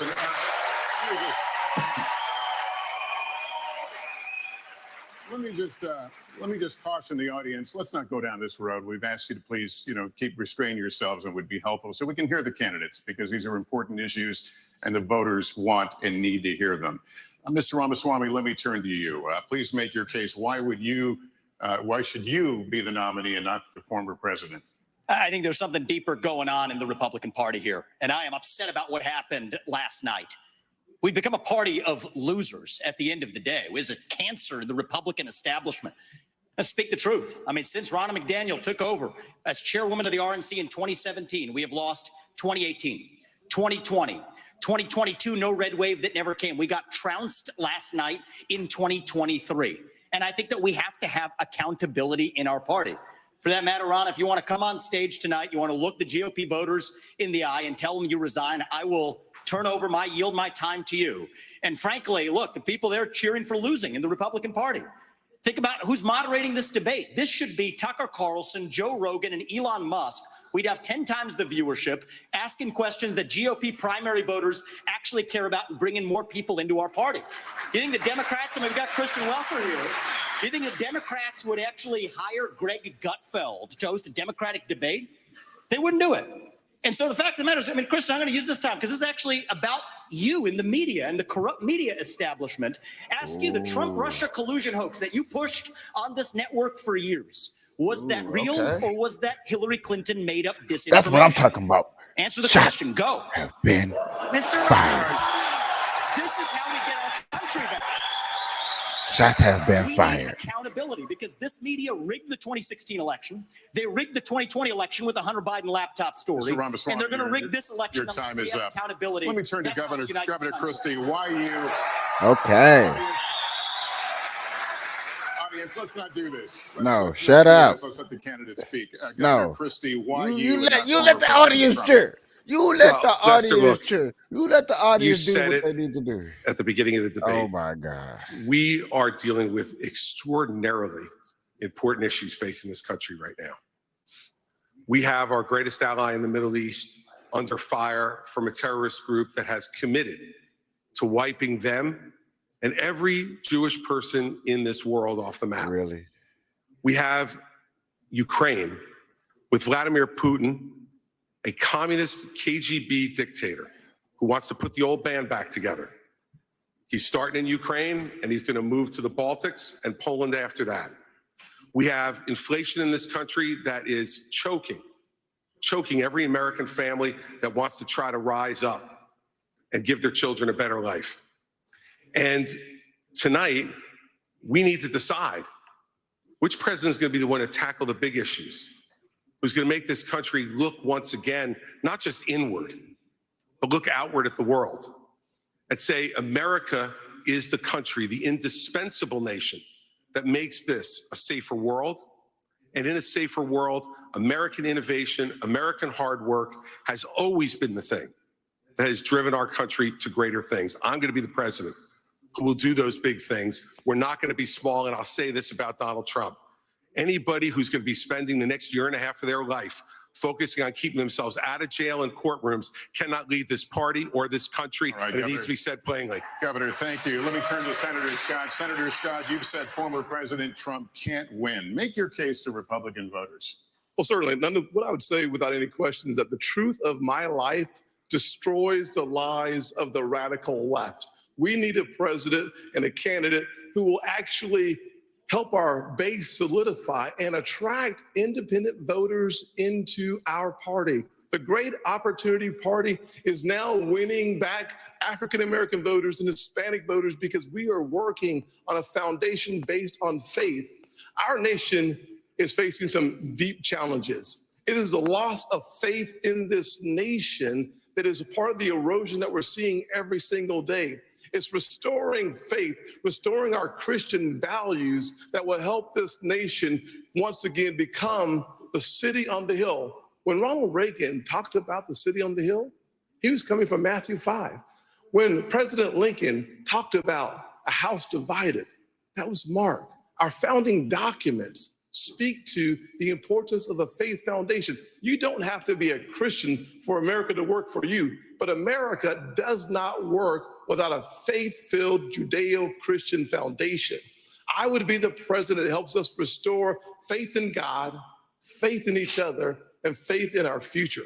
Without that focus, none of the issues, the policies matter. We have to get back to being a nation that is, in fact, the city on the hill, that believes in each other enough for us to fight Scott, for that future. Senator Scott, thank you. We're going to turn now to the challenges facing the next commander-in-chief. You'll all be fielding questions first from me and the Republican Jewish Coalition, then from Kristen and Hugh. So as we continue forward, the Israel-Hamas war is barely a month old. Tonight, Israeli troops are fighting inside Gaza City with over 200 hostages who remain captive there, and civilian casualties mount inside Gaza. As President of the United States, what would you be urging Israeli Prime Minister Benjamin Netanyahu to do at this moment? Governor DeSantis. I would be telling Bibi, finish the job once and for all with these butchers, Hamas. They're terrorists. They're massacring innocent people. They would wipe every Jew off the globe if they could. He cannot live with that threat right by his country. That Hamas should release every hostage and they should unconditionally surrender. I'm sick of hearing the media. I'm sick of hearing other people blame Israel just for defending itself. We will stand with Israel in word and in deed, in public and in private. And I can tell you, as governor, I actually did something about it. Biden's neglect has been atrocious.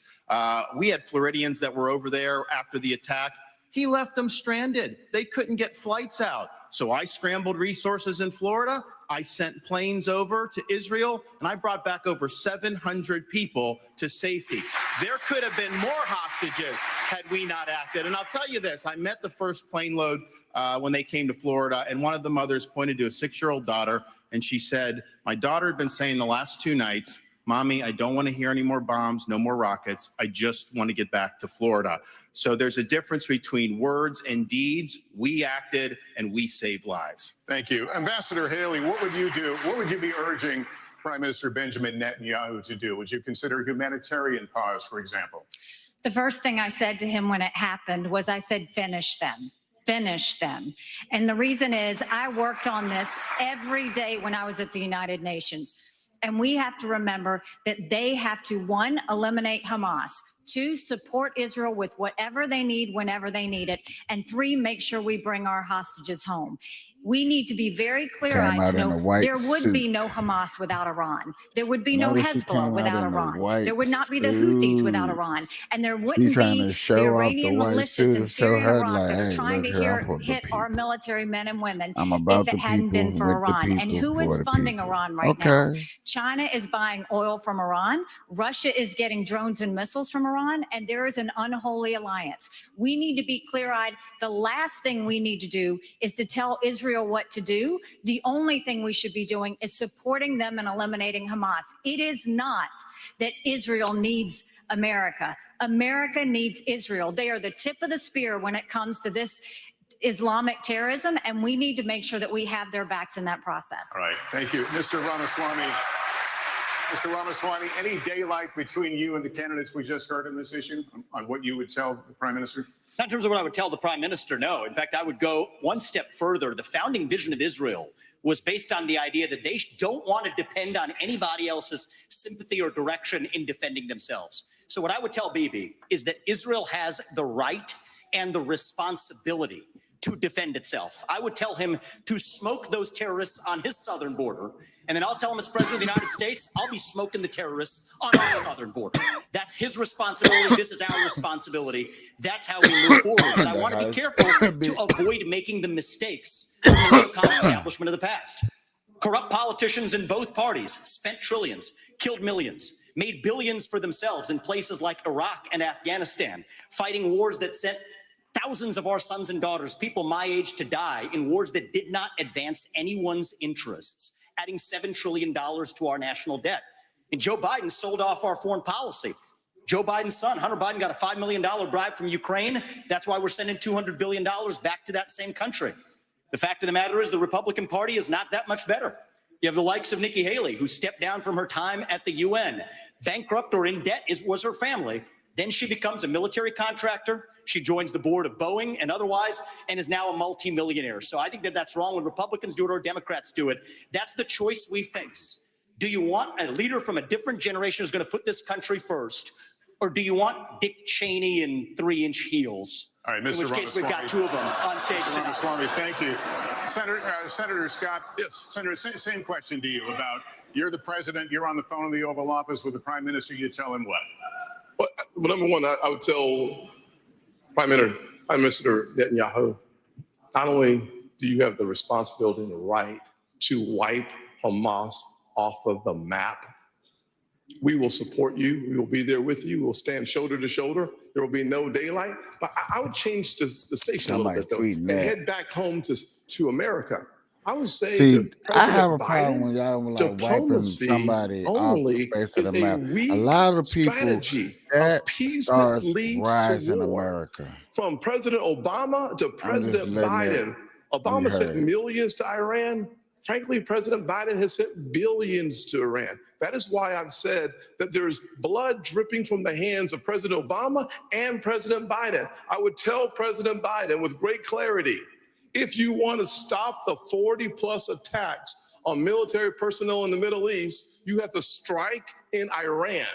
If you want to make a difference, you cannot just continue to have strikes in Syria on warehouses. You actually have to cut off the head of the snake, and the head of the snake is Iran and not simply their proxies. In order for us to have a powerful response from America, we have to be in a position of strength.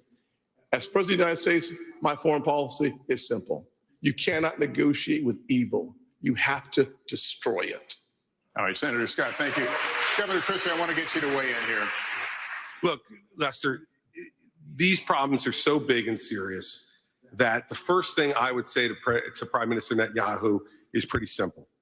America is here, no matter what it is you need at any time to preserve the state of Israel. Remember that Hamas's main goal is to get rid of Israel, is to get Israel absolutely off the map. Now, there are three things I think I would say to him when he asked for advice. The first I would say is that it is absolutely your obligation to protect the territorial integrity of Israel. Secondly, to make sure you protect the security and the safety of your people. Every time something happens to compromise either one of those things, it creates greater unrest in the entire region. Second, you must go in and make sure that Hamas can never do this again. The fact is that Israel and their intelligence community failed. They failed here, and they failed the people of the state of Israel. And so we need to work closely and better together to make sure, one, that they're degraded, and two, that we know everything that's going on inside the Gaza Strip when it's going on, so that something like this can't happen to kill 1,400 individuals again. And the third thing is to keep your eye on the ball. Make sure that we continue to isolate Iran, work with the reasonable nations in the Middle East, the other Arab nations who want to partner with you, and make sure that we continue to isolate Iran so that their only friends in the world are the part of the evil foursome: China, Russia, Iran, and North Korea. Governor Christie, thank you very much. And we're going to continue in this vein right now with a question from Matthew Brooks, the CEO of the Republican Jewish Coalition, a partner of the Republican National Committee in this debate. Here it is. Given attacks by Iranian-backed proxy groups on U.S. military bases in Syria and Iraq, attacks that have wounded approximately 24 of our U.S. servicemen, do you support the use of military force by the United States against Iran? Governor Haley, would you please answer that? Yes, I'd first like to say they're 5-inch heels, and I don't wear them unless you can run in them. We got two of you on stage. The second thing that I will say is I wear heels. They're not for a fashion statement. They're for ammunition. What we need to be doing for Iraq and Syria is, first of all, the idea that our men and women could be targeted and that we've allowed almost 100 hits to happen under Biden's watch is unthinkable. We need to understand this is Iran giving the green light, telling them what to do, and we shouldn't be doing a tit for tat like what Joe Biden has done. We need to go and take out their infrastructure that they are using to make those strikes with, so they can never do it again. Iran responds to strength. You punch them one and you punch them hard and they will back off. But what we don't need is Biden falling all over himself to get back in the Iran deal, him giving $6 billion to get 5 hostages home, him telling Netanyahu now that he needs a pause or a ceasefire. We don't need him going and sitting there tiptoeing around Iran because he thinks they're going to do something. You don't respond to an enemy and a terrorist with fear. You respond with strength. When you do that, that's when the world pays attention, and that's when Iran stops. Thank you. Governor DeSantis, if I can continue with you. Just today, the U.S. launched another one of its limited airstrikes against targets in Syria, this time Iranian-linked facility. How far would you go militarily to hold Iran accountable?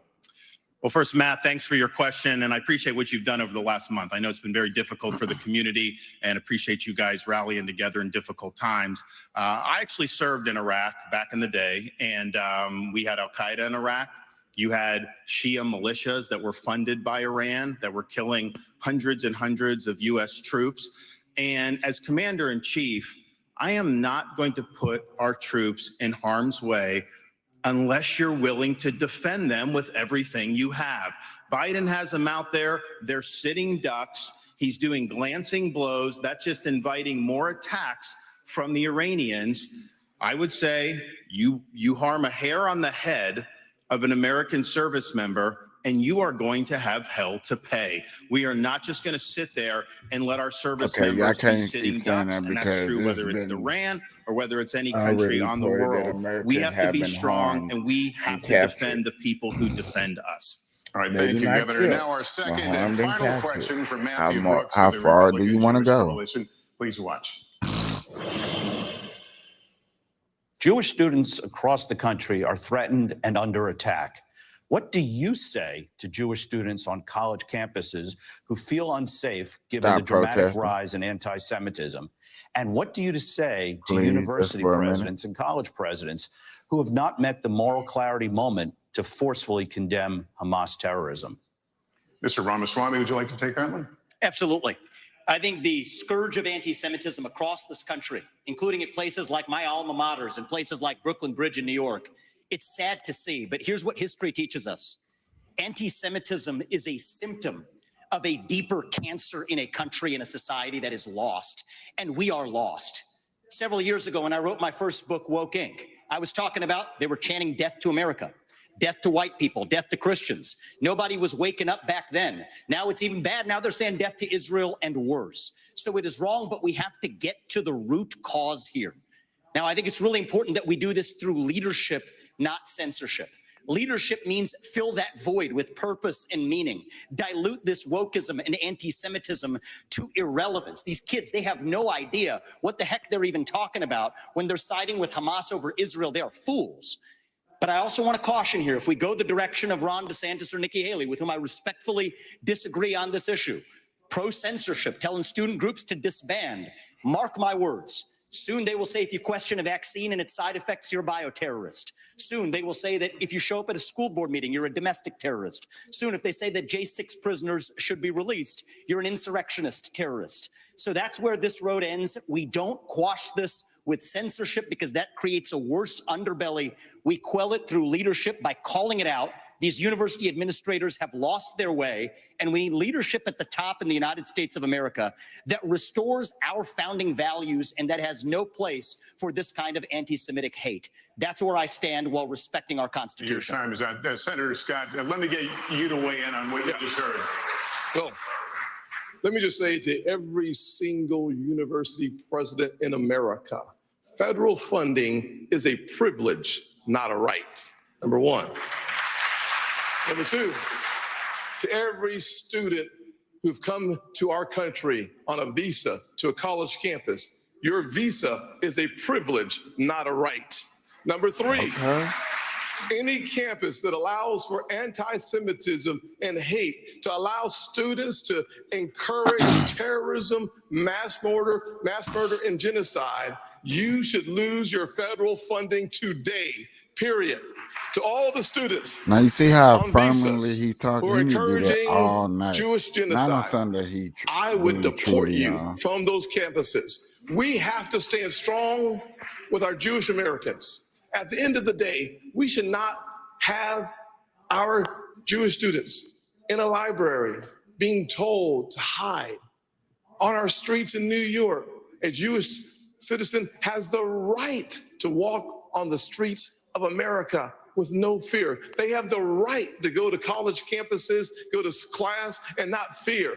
We will restore that. I started working on anti-Semitism on college campuses in 2017, because even then there was a rise of anti-Semitism on college campuses. We must force the people off those campuses, and Senator frankly, Scott, thank you. Let me out of our country. Let me turn to the Governor DeSantis here. What do you think about what he just said? I was the first presidential candidate to say, if you are here on a student visa as a foreign national, you're making common cause with Hamas, I'm canceling your visa and I'm sending you home. No questions asked. Second, I have friends here in Florida who their kids do not feel safe even going to university campus at all outside of the state of Florida. You have Jewish students fleeing for their lives at Cooper Union. Joe Biden should have the Department of Justice on these college campuses and holding the universities accountable for civil rights violations. When you should not have money going to these places. I already acted in Florida. We had a group, Students for Justice of Palestine. They said they are common cause with Hamas. They said, we're not just in solidarity, this is what we are. We deactivated them. We're not going to use state tax dollars to fund jihad. No way. And what is Biden doing? Not only is he not helping the Jewish students who are being persecuted, he is launching an initiative to combat so-called Islamophobia. No, it's the anti-Semitism that's spiraling out of control. Right. That is what we have to confront. And as president, I can tell you this, we are not going to stand for this on college campuses any longer. All right, Governor, thank you. Let me turn to Governor Christie, and considering what he just said, you led a state with a sizable Muslim population. Last month, As you know, a 6-year-old Palestinian-American boy was killed in Illinois by his landlord. His mother was also stabbed more than a dozen times in what has been charged as a hate crime. What do you say to Muslim Americans who are also feeling afraid for their safety right now? Lester, I'm the only one on the stage who's actually had experience in dealing with this. I was appointed by President Bush to be the U.S. Attorney in New Jersey on September 10th, 2001. And when I took over that job after the September 11th attacks, I had to deal with a situation in our state that was explosive. We're the most ethnically diverse state in this country. And so first, we heard credible reports about Jewish students and synagogues being threatened in our state in the aftermath of 9/11. We made sure that we sent federal agents to those synagogues and we protected them, and the same thing should be being done now. At the very same time, I personally went from mosque to mosque in New Jersey and met with the leaders of those mosques and with the members of the mosques. And I said to them, law enforcement is on your side to protect you, regardless of your religion, if you are going to comply with the law. And we developed fabulous relationships with Muslim Americans all across the state of New Jersey, and we stopped any hate crimes that were going on either against Jewish Americans in New Jersey or Muslim Americans in New Jersey. It takes leadership, Lester, to know how to do this. You must work with both sides. Both sides need to know it, but let us never have a false moral equivalence between Hamas and Hezbollah and the Jewish people. The He Jewish actually people trying to stand make for some right sense right here. I and like where justice, he's and Hamas coming and with this Hezbollah argument right stand here. for death. Senator Christie, I'm not thank gonna lie you. to you. Ambassador I do Haley, like what he's saying what do you right say to Americans who are simply afraid right now in this current environment that we're talking about? I think you look at the country, and the country is all out of sorts. I think, look at what these kids are dealing with on college campuses. What makes me so angry is not only do you have the kids barricaded in the library, they've said they were going to shoot up the kosher dining hall. You've got kids' dorm rooms who are being set on fire because they have something related to Israel on their doors. No person should ever feel in danger like this. And this is what I would say about our college presidents, is if the KKK were doing this, Oh, Lord. every college president would be up in arms. Oh, Lord. This is no different. You should treat it exactly the same. Anti-Semitism is just as awful as racism, and we've got to make sure they're protected. And for everybody that's protesting on these college campuses in favor of Hamas, let me remind you something. Hamas said death to Israel and death to America. They hate and would kill you too. And the idea that they're talking about genocide for the Jewish people, that's not the values of America. That's not us. We're better than that. We don't need to celebrate terrorists. We don't need to celebrate genocide. We don't need to celebrate violence towards anybody. We need to go back and soul search in our country and remember what we are about. And we are about taking care of people, not going and making them live in fear because some other terrorist activity says they want to destroy them. Ambassador, thank you. Kristen. Lester, thank you. This is another question for the entire field, so you will all get a chance to respond. But Senator Scott, I'd like to start with you. The United States has given Ukraine financial and military support since the war began more than 600 days ago. President Zelensky told me on Sunday, if Russia isn't stopped now, quote, the price will be higher for the United States, and Americans would be forced to, quote, send your sons and daughters to defend NATO countries. Senator Scott, where do you stand on more funding for Ukraine? I certainly have been very supportive of Ukraine. I believe that ultimately we should make sure that the President of the United States states what is America's national vital interest in Ukraine. It is actually in degrading the Russian military. We've been very effective using our resources and our weaponry and the incredibly high price of Ukrainian blood to achieve that objective. Every day we get closer to the degradation of the Russian military, and that's good news. But the American people are frustrated that they do not have a president who reminds us and tells us, where's the accountability? Where are those dollars? How are those dollars being spent? We need those answers for us to continue to see the support for Ukraine. And at the same time, I would say that a package that's been offered by the president for Ukraine and Israel, that's the wrong approach. We need to focus specifically on providing Israel with the $14 billion that they need so that we show the world that we are 100% undeniably standing shoulder to shoulder with Israel. And then as we turn away from that direct support for Israel, we should go to our southern border and close our southern border with the resources necessary. I believe that we have sleeper terrorist cells in America. Thousands of people have come from Yemen, Iran, Syria, and Iraq. If we are going to deal with the national security emergency at our border, Senator we have Scott. to do it now. Senator Scott, thank you. But just to be very clear, if you were president, if you were in the Oval Office today, would you sign off on more military funding for Ukraine, or would you discontinue it? Bottom line is we have to first have the level of accountability that allows the American people to understand where the resources have gone. Number one. Number two, after we have that responsibility taken care of and accountability, then we have an opportunity to look at the overall strategy that helps us degrade the Russian military while we use our resources and, frankly, keeping our NATO partners safe from the Russian military is absolutely essential. As you understand, Article 5 would require to support and to defend NATO, our troops on the ground. The fastest way for us to eliminate that possibility is for us to destroy, to the extent possible, the Russian military. By doing so, we actually achieve the objective of keeping our military home. And that's good news. Thank you, Senator Scott. Mr. Ramaswamy, are you persuaded by President Zelensky's urgent new plea? Where do you stand on more funding? I'm absolutely unpersuaded. And I'm actually enjoying watching the Ukraine hawks quietly, delicately tiptoe back from their position as this thing has unwound into a disaster.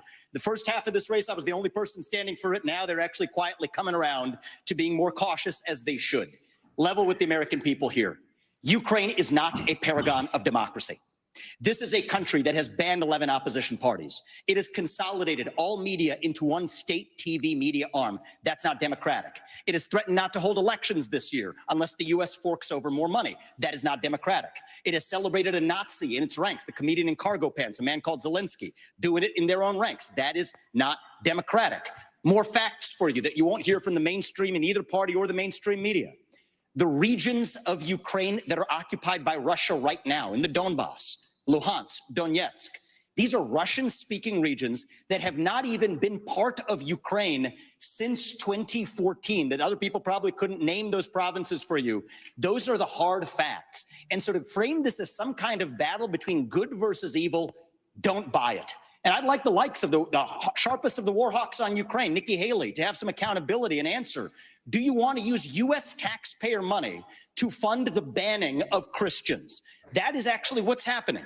They're using the Ukrainian Orthodox Church. They have banned them. The Ukrainian parliament just did this last week, supported by our dollars. And I think you owe it to the American people, Nikki, to at least this one time Mr. Ramaswamy, condemn. thank you. That's time. That boy Mr. from Ramaswamy, Nigeria. thank you. No, no, no, no, Mr. no, Ramaswamy, no, thank boy. you. Out of both sides. Mr. Ramaswamy, Can't thank stop you. We him. asked the question. Ambassador Haley, Well, she deserves to what is your take on more funding for Ukraine? I am telling you, Putin and President Xi are salivating at the thought that someone like that could become president. They would love to. The fact of the matter is she doesn't answer So this the is what question. I will tell you. We're is, driving Russia first of all, into China's Mr. hands Ramaswamy, because of you these had foolish your time to policies. talk. The ambassador has the floor. Thank Ambassador, you. The please. first thing I'll tell you is we all remember what that thug did when he invaded Ukraine. We all know that 500,000 people have died because of Putin.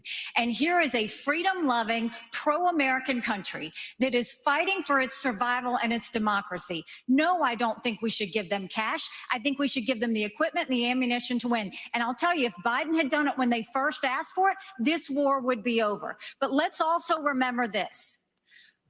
When you left Afghanistan in shambles and left them with a ton of weapons and money, it's not that we left, it's how we left. When you look at Ukraine, don't think for a second, now everybody wants to move away from Ukraine. They'll want to move away from Israel a year from now. America can never be so arrogant to think we don't need friends. After 9/11, we needed a lot of friends. Now is the time to get partnerships. This unholy alliance between Russia, Ukraine, and China is real.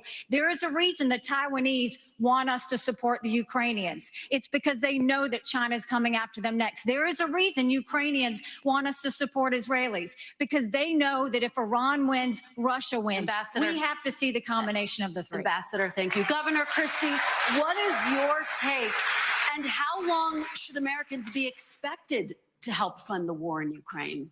Kirsten, let's remember the last time that we turned our back on a shooting war in Europe. It bought us just a couple of years. And then 500,000 Americans were killed in Europe to defeat Hitler. This is not a choice. This is the price we pay for being the leaders of the free world. And the fact is, this alliance is not just with Russia and China. Governor Haley knows this. Iran is in the middle of this as well, and so is North Korea. And they are all working to support Russia right now. And the reason they're doing it is because dictators work together. People who believe in democracy work together. We must stand with all of those that are standing up for democracy and freedom in this world. And by the way, let's remind everybody of this. In 1992, this country made a promise to Ukraine. We said, if you return nuclear missiles that were part of the old Soviet Union to Russia, and they invade you, we will protect you. An American promise that's 31 years old is no different than an American promise that's made tonight on this stage. We need to stand by it. And those of us who forget history are doomed to repeat it. And I'd like to respond. And the absolute giving in to dictators, which is being suggested on this stage, just shows the immaturity of the approach. Governor Christie, thank you. Governor DeSantis, I'd like you to weigh in on this idea. Are you concerned that this could become a wider war if Putin is not stopped now? Well, any suggestion by Zelensky or anyone else that we're going to eventually have U.S. troops there, I can tell the American people when I'm president, that will not happen. We are not going to send your sons and daughters to Ukraine. I am going to send troops to our southern border. If you look at the threats that we face, terrorists have come in through our southern border. I'm going to shut it down. I'm going to have the military, and I'm going to deport the people who've come, particularly under Biden, who've come from the Middle East, come from all these places. Now, Biden wants $105 billion. 60, most of that's Ukraine, including some of it going to pay pensions for bureaucrats and salaries. That is a totally ridiculous use of American tax dollars. He says he has money for border to try to do, and the media repeat that. When you look at it, what most of the money is money to process more illegal aliens into this country. How is that solving the problem? That's making the problem worse. And what does he do for the Indo-Pacific? A pittance. That is the top threat that we face. We need to bring this war to an end. We need the Europeans to step up and do their fair share. And we need to get serious about the top threat that this country faces, which is the Chinese Communist Party. So if I may respond to the Ukraine question. In fact, we are going to go from the hot wars in Ukraine and Gaza and Israel to what many people are calling the new Cold War with China. And I remind the audience that it's important for our visitors at home to be able to hear you, and especially for the people in Beijing to hear you. Many Republicans believe that the Chinese Communist Party and General Secretary Xi is an existential threat to the United States. The flashpoint is Taiwan. For decades and decades, the American military, but primarily the United States Navy, has deterred an attack from China to the island state of Taiwan. But Ronald Reagan's Navy of 600 ships is gone.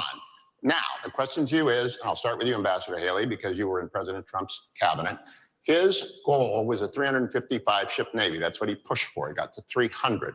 It's now at 291. Is that big enough to deter and, if necessary, defeat an invasion of Taiwan? China has the largest naval fleet in the world. They have 350 ships. They'll have 400 ships in 2 years. We won't even have 350 ships in 2 decades. China has built up their military. It's not just land, air, and sea. They're doing cyber. They're doing artificial intelligence. They're doing space. America needs to modernize our military. We need to do everything we can. The first thing is you go and you make sure you have the backs of Ukraine. That's why the Taiwanese want us to support Ukraine, because they know that sends the biggest message to China. The second thing is we go to China and we start being tough on them. No more sales of our American soil to China, and let's take back what they've already stolen. Then you go and to the universities. No more having millions of dollars go to our universities. Then we will go and end all formal trade relations with China until they stop murdering Americans from fentanyl, something Ron has yet to say that he's going to do.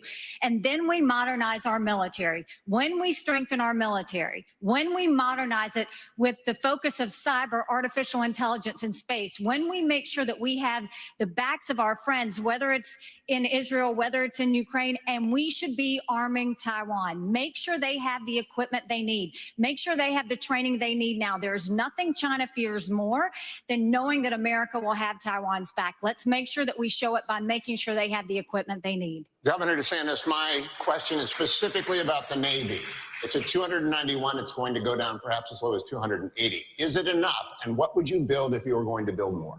Not enough. We have to have the ability to back up a strategy of denial of President Xi's ambitions. And if China is able to be the world's leading superpower, that will affect you and your family in ways that are going to be very bad. They will export authoritarianism all around the world as the cost of doing business. They will impose things like social credit scores and internet monitoring. So this is, to this generation, what the Soviet Union was to the post-World War II generation. I've already released a plan. We're going to get to 355 ships at the end of the first term, 385 ships at the end of the second term, but we're going to have a path to 600 ships over the next 20 years. I think the future of freedom is going to be determined in the Indo-Pacific. We have a strategy not just military, but decoupling from the economy and fighting them here at home with their cultural. You know, Ambassador Haley said somehow I wasn't doing. She welcomed them into South Carolina, gave them land near a military base, wrote the Chinese ambassador a love letter saying what a great friend they were. That was like their #1 way to do economic development. In Florida, I banned China from buying land in this state, and we kicked out on our universities, and we kicked the Confucius Institutes out of our universities. We've recognized the threat, and we've acted swiftly and decisively. Senator Scott, you've been in the Congress since 2011. Defense spending has fallen over that entire period of time. Where are we going to get the money, and what would you build, and what kind of ships to deter China from attacking Taiwan? Well, two major problems with the question. Number one, we do not have currently a defense industrial bank to allow us to have the kind of production that we need in order to keep America safe. Frankly, if we are not prepared to fight and engage in 3 continents at the same time, think about where we are today. In the Middle East, we are in the midst of trying to back our strongest ally. In Eastern Europe, we've seen our resources and our weaponry help degrade the Russian military. The Indo-Pacific, we have real challenges. The long-term threat is China. Immediate threat is our southern border. In order for us to have the military to fight 3 different continents at the exact same time, we are going to have to invest heavily in our military, but we're also going to have to invest heavily in an industrial base so that we can hit our objectives from a military perspective, not only with our ships, but also with our planes. We are so old as a military that in order for us to recalibrate, we're going to have to invest. One of the things I do in my Made in America strategy is we create more than 4 million new jobs by having high-tech manufacturing come back to America, decoupling from China, so that we focus our attention on creating the industrial revolution that will be necessary for us to achieve the goal of having a military that is ready to be lethal and come home safe. Thank you, Senator. Mr. Ramaswamy, I'm looking for specifics. What would you build? Where would you build it? When would they be in the water? How big would the fleet get? First answer is end the toxic divest to invest program. For people who don't know about that, we're decommissioning ships in the South China Sea. The foundation of war is economics. Rebuild our defense industrial base at home. But here's the dirty little secret. Our actual defense industrial base depends on China for the supply chain, for the F-35 jets, for the ships that we're building. Think about this. Why are we stockpiling that if it isn't to actually be strong against our enemy, China? We depend on them for that. Just like we depend on them for pharmaceuticals, just like we depend on them for semiconductors. So here's why we can't get tough with China. It's because we depend on them for our modern way of life, and we have to declare economic independence from our enemy. That's the Declaration of Independence that Thomas Jefferson, at the age of 33, would have signed. And today, if he were alive, that's the Declaration of Independence that I will sign as the next president. I do have to recognize that Ron DeSantis was correct about acknowledging Nikki Haley's tough talk when she was ambassador to the UN, calling China our great friend, bringing the CCP to South Carolina. What he left out, though, Ron, and be honest about it, there was a lobbying-based exemption in that bill that allowed Chinese nationals to buy land within a 20-mile radius of a military base lobbied for by one of your donors. So I think we have to call a spade a spade. We need politicians who are independent of the forces that increase our dependence on China. My message to Xi Jinping is this. You are done buying land in this country. You will not donate to universities in this country. U.S. businesses won't expand into the Chinese market until you play by the same set of rules. Ramaswamy, you're kicked out of the WTO, and you actually have to have accountability for the COVID-19 pandemic financially, which unleashed hell on the world. We have to hold them accountable. Do you have a number and a plan? I think that we need to increase our naval capacity by at least 20% over the course of the next several years. I think we have to, at minimum, be able to meet our AUKUS agreement standards. Right now, we are at risk of not even being able to meet our AUKUS standards with Australia and the UK. So what we need to do is have a plan that reverses the trajectory of the divest to invest program Hugh, I'd like to by respond. 20% over the next 3 years. Governor Christie? You know, my first observation, Hugh, is that nobody answers your question. And my second observation is these three in the middle think they're the enemy. I know China is the enemy, and that's what we should be focused on. So let's be really clear. The nuclear submarines in this United States Navy is the greatest deterrent to Chinese aggression, and that is the first place I would go to increase American naval power. Our nuclear submarines are able to move stealthily, quietly, and effectively. And if we are going to deter China from invading Taiwan, the only way we're going to do it is to make sure that they don't know whether how many nuclear submarines from the United States of America are in the South China Sea and in that area and ready to strike on them if they decide to move on Taiwan. And so we, as our first priority, need to go directly to our nuclear sub program, Q, and we need to increase it drastically. That would be priority number one. Ships would come next, but to me, the ships are secondary choice here. The submarines are the single most important thing that we could be using to deter China. But the other thing we could do to deter China is to let them know that the blood money they're spending for Russia in Ukraine right now will not be effective, that we send Putin home with his tail between his legs and make them understand that the same fate waits for them if they decide to move towards Taiwan. With a more aggressive nuclear sub-program, we'll be able to make that threat real. Thank you, Governor. We're going to take a brief pause now, and we'll be back to the Republican presidential primary debate. Please stay tuned.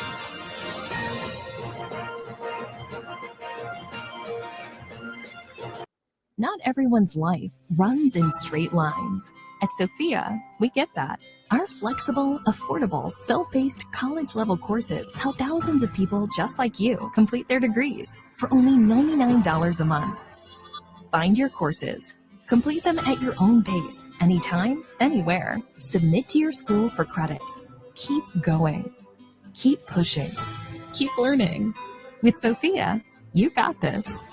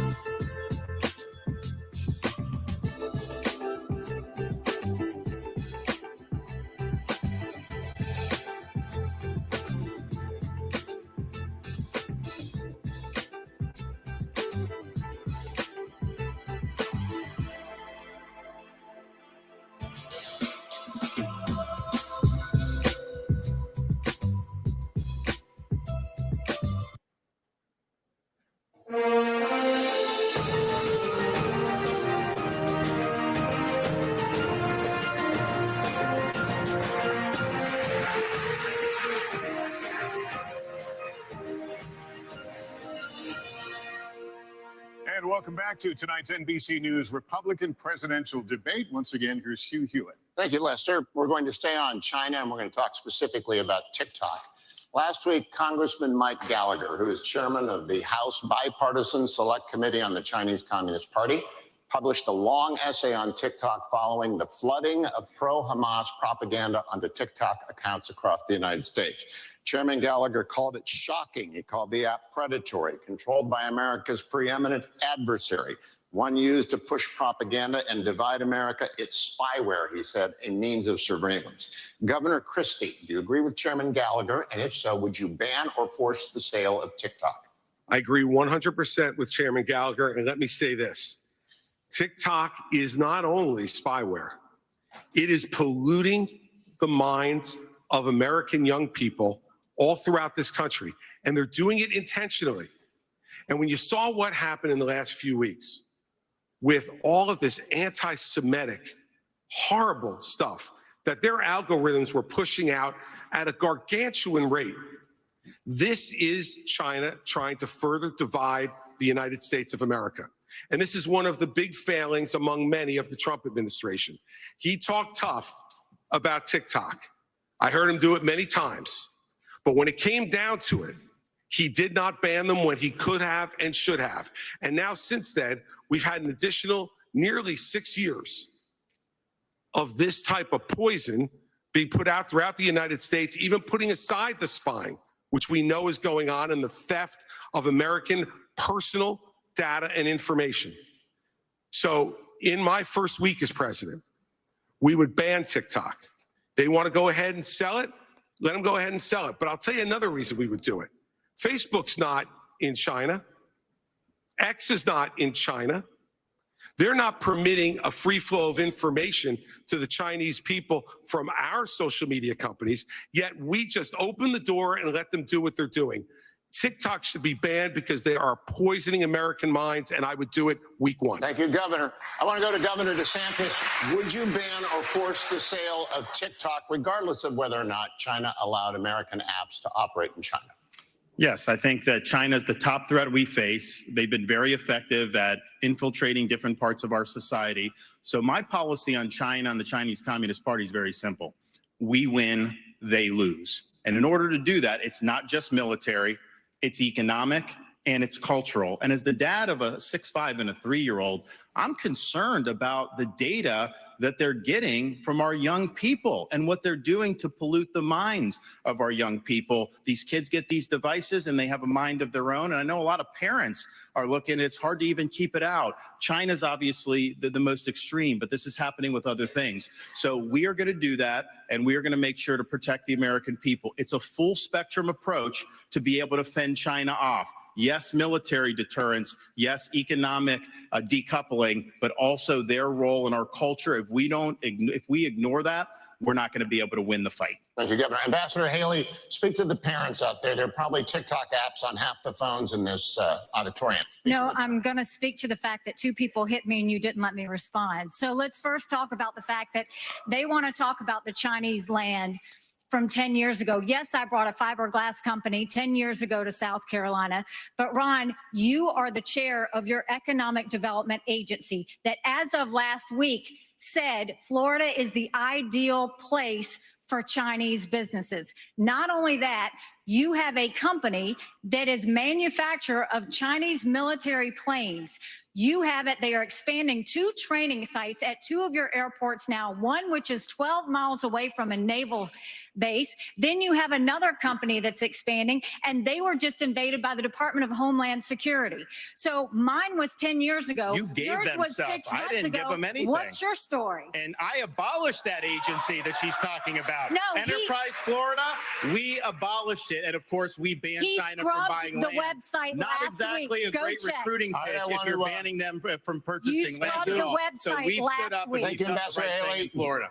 Mr. Ramaswamy, we've talked about this. You campaign on TikTok. How do you get TikTok banned if you use it? Well, I want to laugh at why Nikki Haley didn't answer your question, which is about looking at families in the eye.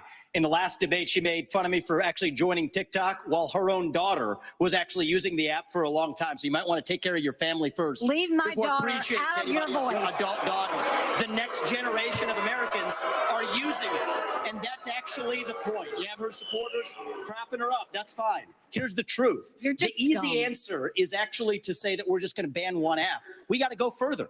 We have to ban any U.S. company actually transferring U.S. data to the Chinese. Here's a story most people don't know. Airbnb hands over U.S. user data to the CCP. Now, that's a U.S.-owned company. So this is the problem when you have Republicans that temporarily go the way the winds blow, and now it's popular to talk tough on China. When she was UN ambassador, called them literally, her words, not mine, our great friend. You can't be fair weather fans of the right policy. Get to the root cause. Even U.S. companies in Silicon Valley are regularly doing it. Cut the virtue signaling. The fact of the matter is Democrats are on TikTok today. The only person, one of the few people who is putting up content the way the actual algorithms work, speaking for pro-Israel views or others, is Ambassador me. Haley, more Republicans will join it. But stop U.S. companies from turning over data to Chinese companies. That's moderators the real answer, not the virtue Kristen signal. don't get to respond to personal attacks, but you do. Thank you very much. You know, when he talks about me praising China, he doesn't know the fact that the reason China was praised was because I negotiated with China and Russia the largest set of sanctions against North Korea in a generation. That is literally the reason North Korea stopped testing ballistic missiles. So I said China did good on their part. That was a negotiation you could never do. What you said, Nikki. Those are your words, not mine. And so just own up to it. You would never can have been change able your to mind. get That's that allowed. negotiation But don't done. lie to the people about what you've said or what you've done in South Carolina. My You have brought entire them to South career Carolina. at the Ron is United right about Nations. that. Every day I fought China, and I did it Look at the by making actual sure hard no facts. one You could brought get them to this any country. agency heads in UN. I did it by making sure that we called them out on human rights. I did it by making sure that we held them accountable on everything that they did. That's the reason we got out of the Human Rights Council. That's the reason we called them out. And there's not been a day I haven't Nikki, stopped. Senator Scott, it is your turn. Mr. Millions you Ramaswamy, made afterwards. everybody else is hanging on to the rules here, Mr. Ramaswamy. Senator Scott. Thank you. We should. I appreciate y'all clapping for me already. This is wonderful answer. Love this. Without any question. What we should do is ban TikTok, period. Now, we saw under former President Trump, he tried to ban TikTok twice, but was struck down by our federal courts. If you cannot ban TikTok, you should eliminate the Chinese presence on the app. Period. We also should provide, in my parents' Bill of Rights, we give parents the opportunity to give their kids permission under 14 to be on those apps. I think it's incredibly important for us as Americans to take back control of the information, especially of our kids. Where does it go? We should know that. One of the ways that we get to know that is by having a parental consent. But if we can eliminate TikTok, that is a first step. But it's not just TikTok. China continues to spy on our kids, but they're also buying our farmlands. We talked about that several times there. We have to make sure that we use the tools that are in our toolkit to stop China from buying farmland near our bases. The third thing we have to do is make sure that they stop stealing our intellectual property. They're literally stealing our IP to compete against us. My administration, we stopped that day one, and we start making sure that we create six-figure income for jobs made in America through my strategy. Kristen. Hugh, thank you so much. We're now going to talk about Venezuela, where millions have fled political and economic turmoil. Many Venezuelan immigrants are settling right here in Florida. Former President Trump and President Biden have taken different approaches to Nicolas Maduro's regime with little result. Former President Trump put economic pressure on Venezuela and backed one of Maduro's rivals. President Biden temporarily eased sanctions to encourage electoral reforms. Governor DeSantis, do you see the political situation in Venezuela as a threat to the United States, and what would your approach be? We should never rely on Venezuela for oil like Biden has had to go beg. I'm going to unleash all of America's energy potential. On day one, I'm taking all the Biden regulations, the Green New Deal, ripping it up and throwing it in the trash can where it belongs. We're going to lower your gas prices. We're going to create jobs. We're going to lower energy costs, but we're also going to be more energy independent and secure. We'll choose Midland over Moscow. We'll choose the Marcellus over the Mullahs, and we'll choose Bakken over Beijing. That is good for America's national security. Biden's Green New Deal, that's good for Venezuela, it's good for Russia, it's good for Iran, and it's good for China. So I would turn the screws on the Venezuelan regime. I think it's a corrupt, dictatorial regime, and we should never go hat in hand begging for oil from them. Just to be clear, would you reimpose the sanctions? Yes, absolutely. Ambassador Haley, what would your approach be? You know, I stood on the Simon Boulevard Bridge and watched thousands of Venezuelans cross for hours in the hot sun, holding their babies to get the one meal they might get that day, going from Venezuela to Colombia. They were fleeing socialism and begging for freedom. We need to make sure that we do everything we can to sanction Maduro. We shouldn't be getting dirty oil. And Biden just gave 500,000 Venezuelans temporary priority status, which is just going to have more of them come. But on the energy side, it cracks me up that Ron continues to do this. He has opposed fracking. He's opposed drilling. Last time he said it wasn't true, and everybody found out that it was true. He opposed it before Florida voters even voted on it. He was praised by the Sierra Club, and you're trying to make up for it and act like you weren't a liberal when it comes to the environment. You were. You always have been. Just own it if that's the case, but don't keep saying you're something that you're not. Let me respond to that. So our whole energy plan, you can't get the shale without fracking. We are absolutely going to frack, but I disagree with Nikki Haley. I don't think it's a good idea to drill in the Florida Everglades, and I know most Floridians agree with me. You ban fracking. Thank you very much. Lester? All right, all, thank you. Let's turn to one of the biggest issues for voters. That, of course, is the economy. This is a question that will go to all of you. An Iowa voter recently told NBC News, "How am I going to make sure my pantry's stocked without breaking the bank?" You've all said the best way to deal with rising prices is to cut government spending. But that would take time to play out, and Americans are struggling right now. Senator Scott, I'll start with you. What would you do the moment you take office to help Americans manage the cost of living? So we're talking about short term here. My mother was a single mother who raised me and my brother in a very challenging economic situation. The first thing I can tell you is that when your gas prices are 40% higher right now than they were just a little over 2 years ago, that's not a problem for my mama. That was a crisis. The first thing I would do as President of the United States is I would sign the XL Keystone Pipeline and start seeing resources flow. Second thing I would do is make sure that there's certainty and predictability so that those folks who have the leases in our country would have the certainty and predictability to go ahead and become energy independent. We should focus not just on being energy independent. We should focus on being energy dominant. America is the home to more energy resources than any other country on the planet. We can reduce the price of energy. We can reduce the price of food and the price of electricity if we focus on my build here, don't borrow from China plan that is embedded. The Made in America strategy creates 10 million new jobs in 3 different areas. One is innovation. Second is the high-tech manufacturing. And the third is the energy economy. We have an opportunity as Americans to actually export the surplus energy that we create in our nation and disconnect from China and from murderous dictators and tyrants around the world. Your time is up, but let me just follow up. The idea of pumping gas, of turning on pipelines, that doesn't make gas cheaper that day. I'm talking about you become president. What can you do specifically to help people feel better about their situation or be better with their situation? Well, actually, it does, to be honest with you. The way that the economy works is it works on the ability to anticipate excess supply versus the demand. When that happens, confidence drives our prices down because we know there's going to be a greater surplus. When you allow for those who have leases to actually start drilling, to start using those leases for more energy excavation, you put our economy in the strongest position. And as a result of that, prices start going down. That is the kind of economy that, as President of the United States, I would lead this nation to making sure that we first use the resources in our own country and not going outside of our country in order to achieve our objective. You know, Proverbs 22:7 reminds us that the borrower is slave to the lender. We have become an indentured servant too often to countries like China. By having an energy economy, we start allowing this nation to once again return. Senator, thank you. Let me ask the same question to Governor DeSantis.